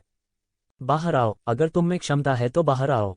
इस समय कई लोगों ने धर्मी क्रोध के साथ कहा, जी, अगर आप भ्रम के इस बुनियादी ढांचे को भी नहीं तोड़ सकते हैं तो आपके पास 10वें विश्व चयन में भाग लेने के लिए कौन सी योग्यताएं होनी चाहिए। अचानक भ्रमसरणी की गहराई से एक भयावह आवाज निकली, बाहर आओ काय बदमाश, हिम्मत है तो बाहर आओ। उस समय आकाशीय क्षेत्र में आधा कदम दूर एक विशेषज्ञ अधीरता से चिल्लाया। वह दिव्य क्षेत्र में आधे कदम की साधना के साथ यहाँ इसे बनाने में सक्षम था। वह सर्वश्रेष्ठ में से एक भी था और वह दिव्य क्षेत्र के कुछ विशेषज्ञों को भी हरा सकता था जिनकी ताकत नीचे थी। हुश, भ्रमपूर्ण मैट्रिक्स से हवा के माध्यम से टूटते हुए काली रोशनी का एक विस्फोट हुआ। वह विशेषज्ञ जो आकाशीय प्राणी क्षेत्र के शिखर से आधा कदम दूर था, जो अभी अभी शोर मचा रहा था, उसका सिर उसी जगह घुस गया था, उसकी आंखें खुली थीं। बहुत से लोग चौंक गए। उन्हें उम्मीद नहीं थी कि फॉर्मेशन के अंदर के लोग उनकी मर्जी से हमला करेंगे। वे केवल अधर्मी थे और उन्होंने उन्हें अपनी आंखों में बिल्कुल नहीं डाला। ब्रह्मपूर्ण चंद्रमा संप्रदाय, यह ब्रह्मपूर्ण चंद्रमा संप्रदाय के लोगों द्वारा स्थापित एक ब्रह्मपूर्ण संरचना होनी चाहिए। अपनी साधना के साथ हम लंबे समय से दुनिया के साथ एक हो गए हैं। एक भ्रामक तकनीक हमें इतना दयनीय कैसे बना सकती है? केवल मायावी चंद्र संप्रदाय के लोग ही कर सकते हैं। किसी ने जल्दी से अनुमान लगाया। हालांकि मास्टरमाइंड कौन था, यह पता लगाने के बाद उन्होंने राहत महसूस नहीं की। इसके विपरीत उन्हें अपनी रीढ़ में ठंडक महसूस हुई। इल्यूजन मून संप्रदाय 28 मार्किस कुलों में से एक अत्यंत अत्याचारी था। अगर ऐसा होता तो कोई अजीब बात नहीं थी। इल्यूजन मून सेक्ट के भ्रम कई मानव शक्तियों के बीच अद्वितीय थे और उनका नेता दूरस्थ पुरातनता युग के कुछ भ्रम के स्वामी थे। हालांकि कई लोगों की नज़र में भ्रम एक छोटा रास्ता था, लेकिन वे ब्रह्मचंद्र संप्रदाय के शिष्यों के हाथों में धारदार हथियार की तरह थे। यदि कोई ब्रह्मचंद्र संप्रदाय के शिष्यों को हेय दृष्टि से देखने का दुस्साहस करता है तो उसे निश्चित रूप से बड़ा नुकसान होता है। इल्यूजन मून संप्रदाय के नेता को उनके भ्रम के साथ वर्तमान समय में शीर्ष विशेषज्ञों में स्थान दिया गया था। इस स्तर तक भ्रम पैदा करने में सक्षम होने के लिए कहा जा सकता है कि ब्रह्मचंद्रमा संप्रदाय चरम पर पहुंच गया है। हे भगवान, ब्रह्मचंद्र संप्रदाय के लोग भी हमारे साथ कोटा के लिए लड़ना चाहते हैं। फिर हम क्या करने जा रहे हैं? इस समय कुछ लोग बार बार रोने के अलावा नहीं कर सकते थे। हालांकि बहुत से लोग जानते थे कि उनके पास कोई मौका नहीं था। आधिपत्य की दुनिया में कई स्वर्गीय सामग्री और सांसारिक खजाने थे। इस लक्ष्य को लेकर कई लोग आए थे। हालांकि कुछ लोग ऐसे भी थे जो लकी बनना चाहते थे। शायद इस बार इतना दमदार इंसान सामने न आए, तब उन्हें मौका मिलेगा। हालांकि अब जब उन्होंने इल्यूशन मून संप्रदाय के लोगों को यहाँ प्रकट होते देखा तो वे थोड़ा हताश हुए बिना नहीं रह सके। हालांकि यह केवल इल्यूजन मून संप्रदाय था जो जानता था कि क्या अन्य मार्क्विस कुलों या यहाँ तक कि शाही परिवारों के विशेषज्ञ भी आए थे। बता दें, यह रास्ता पहले ही ब्लॉक किया जा चुका है। जब तक आप मेरे भ्रम सरणी को तोड़ नहीं सकते, आप जितनी जल्दी हो सके वापस चले जाएंगे। स्क्रीनिंग की प्रतीक्षा न करें। यदि तुम मेरी माया सारणी के आर पार देख भी नहीं सकते तो आना भी बेकार है। उदास आवाज जारी रही, हे, आप अभी भी काफी जानकार हैं। मैं आपको बता दूं, वापस जाओ, वापस जाओ। इस समय कुछ अन्य युवा संभ्रांत भ्रमसरणी से बाहर चले गए। इस समय उन्होंने इन लोगों पर उपहास उड़ाया जो अभी भी भ्रमसरणी को पारित नहीं कर सके। वे थोड़ा गर्व महसूस किए बिना नहीं रह सकते थे। धिक्कार है, लानत है, तुम्हें इल्यूजन मून सेक्ट से नहीं होना चाहिए। अब आप वास्तव में इल्यूजन मून संप्रदाय के सामने आत्मसमर्पण कर चुके हैं और प्रवेश करने के बदले में उनका कुत्ता बन गए हैं। किसी ने दांत पीसकर कहा। वे सभी पहचान सकते थे कि इन लोगों के कपड़े इल्यूजन मून संप्रदाय के नहीं थे। वे अन्य संप्रदायों के दुष्ट कृषक होने चाहिए जिन्होंने इल्यूजन मून संप्रदाय के सामने आत्मसमर्पण कर दिया था और उसके लिए काम कर रहे थे। यह सही है, बेशर्म। क्या आपको एक मजबूत व्यक्ति का चेहरा भी नहीं चाहिए? घृणित, बेशर्म, मैं बहुत शर्मिंदा हूं कि मैं तुम्हारे समान स्तर पर हूं। इन दुष्ट काश्तकारों की क्रोधित दहाड़ के सामने इन लोगों के भाव जरा भी नहीं बदले। नेता, एक छोटा और तगड़ा युवक, एक कदम आगे बढ़ा और उपहास किया, क्या मजाक है? मेरी नज़र में तुम दूर से भौंकने वाले कुत्ते हो। तुम वास्तव में सोचते हो कि तुम कुछ महान लोग हो। यह इंपीरियल कोर्ट स्ट्रगल किस प्रकार का अवसर है? क्या आपको लगता है कि आप भाग लेने के योग्य हैं? अब मैं आपको बताना चाहता हूं कि आपकी ताकत बहुत कमजोर है। यहां तक अगर आप भाग ले सकते हैं, यह सिर्फ समय की बर्बादी है। जल्दी करो और खो जाओ। अभी तो इल्यूजन एरे सिर्फ कंफ्यूजन के लिए है। यदि आप हमें उकसाते हैं तो यह भ्रम की तरह सरल नहीं होगा। उद्धरण चिन्ह। ये जिवेन ने अपनी आंखें सिकोड़ लीं। जब उस व्यक्ति की अभी अभी मृत्यु हुई, येशिवेन ने स्पष्ट रूप से देखा कि कोई काली रोशनी नहीं थी। यह सब भ्रम था। दूसरे शब्दों में, उस व्यक्ति की मृत्यु का कारण यह था कि वह मृत्यु से डर गया था। उसका मस्तिष्क उसे इशारा कर रहा था कि उसका सिर फट गया है और इसीलिए उसे छेद कर मार डाला गया है। वास्तव में उन्होंने वास्तव में कोई चाल नहीं चली। कहा जा सकता है कि भ्रम पूर्णता की पराकाष्ठा पर पहुंच गए हैं। दृढ़ इच्छाशक्ति वाला व्यक्ति भी इससे बचाव नहीं कर पाएगा। ऐसा इसलिए था क्योंकि उनकी एक बहुत ही सामान्य क्रिया में भ्रम होता था। कई लोग अनजाने में उनके जाल में फंस जाएंगे। इसे बहुत ही रहस्यमयी आक्रमण पद्धति कहा जा सकता है। इसलिए बहुत से लोग फैंटेसी मून संप्रदाय के लोगों को नाराज करने के लिए तैयार नहीं थे। ऐसा इसलिए था क्योंकि अगर उन्होंने उन्हें नाराज किया तो वे लड़ेंगे, हमेशा पीछे छूटे निशान होंगे। हालांकि अगर उन्होंने काल्पनिक चंद्रमा संप्रदाय के लोगों को नाराज किया तो उन्हें शायद यह भी पता नहीं चलेगा कि उनकी मृत्यु कैसे हुई। हालांकि येशिवेन ने इसकी परवाह नहीं की क्योंकि उसके पास किसी भी समय और किसी भी स्थान पर अपनी आत्मा की रक्षा करने के लिए प्रबुद्ध मन वाला प्राचीन वृक्ष था। इस स्तर की भ्रम तकनीक का उस पर कोई प्रभाव नहीं पड़ा। वास्तव में यह उसके द्वारा आसानी से देखा जा सकता है। ठीक एक क्षण पहले की तरह। यह भी एक प्रकार की सहज क्षमता थी। यदि भ्रम न होता तो ब्रह्मचंद्र संप्रदाय के लोग उसकी दृष्टि में खतरा न होते। अचानक इस समय जैन पद्धति का घना कोहरा धीरे धीरे छट गया। एक आकृति सबके सामने आ गई। यह एक लंबा आदमी था, लगभग 2 मीटर लंबा। उसने जानवरों की खाल के कपड़े पहने हुए थे और उसके पास गदा थी। इस समय उनके चेहरे पर एक असमंजस का भाव था। वह जैन विधि से नहीं देख सकता था। वास्तव में वह यह भी नहीं जानता था कि उसने जैन पद्धति में प्रवेश किया है। वह बस कुछ कदम चलता रहा और फिर बोला, ऐसा नहीं होना चाहिए, मैं पहाड़ की चोटी पर क्यों नहीं चला। इतना कहने के बाद वह कुछ और कदम चला। हालांकि सभी की नज़र में वह मौके पर ही चल रहा था। वह बिल्कुल भी आगे नहीं बढ़ा। उसे भरमाया गया था। हा हा हा, देखा, यदि तुम नहीं जाओगे तो तुम हमेशा के लिए इस मूर्ख की तरह यहाँ फंस जाओगे। उस समय देखते हैं कि आपने किस प्रकार का अहंकार छोड़ा है। तथाकथित अहंकार भ्रम के सामने कुछ भी नहीं है। छोटे और मजबूत युवक ने उपहास के साथ कहा। इस समय छोटे और मजबूत युवक के आसपास के कुछ लोग भी एक के बाद एक हंसे। यह ऐसा था जैसे उन्होंने दुनिया की सबसे मजेदार चीज देखी हो। हा हा हा, यह बेवकूफ शायद नहीं जानता कि वह अब तक जैन पद्धति में फंसा हुआ है। हा हा हा, सही है, जूंग जो मेंग दाई शायद ऐसा ही है। मैं नहीं जानता कि यह मूर्ख इस शाही दरबार में कैसे आया। यह वास्तव में अजीब है। मैंने ऐसा मूर्ख व्यक्ति कभी नहीं देखा। उसके कपड़ों को देखो, वह गहरे पहाड़ों और जंगलों में एक जंगली की तरह दिखता है। ये बर्बर गहरे पहाड़ों और जंगलों में नहीं रहते। बाहर आने पर वे क्या करना चाहते हैं? क्या ऐसा हो सकता है कि वे अनुभव हासिल करने के लिए बाहर आना चाहते हों? हा हा हा हा, उद्धरण चिन्ह। इन लोगों ने बेशर्मी से कहा जैसे कि वे कुछ जानवरों पर हंस रहे हों। उनके खराब रवैये ने कई लोगों को नाराज कर दिया। जल्दी बाहर आओ, तुम जैन पद्धति में फंस गई हो। इस समय हरा शंख जोर से चिल्लाया मानो वह लंबे बड़े आदमी को जगाना चाहता हो। यह बेकार है। यदि हमारी जैन पद्धति को देखना इतना आसान है तो यह इल्यूजन मून संप्रदाय द्वारा निर्मित भ्रम नहीं है। वह आपको बिल्कुल नहीं सुन सकता है, इसलिए बेहतर होगा कि आप हार मान लें। छोटे और मजबूत युवक ने उपहास के साथ कहा।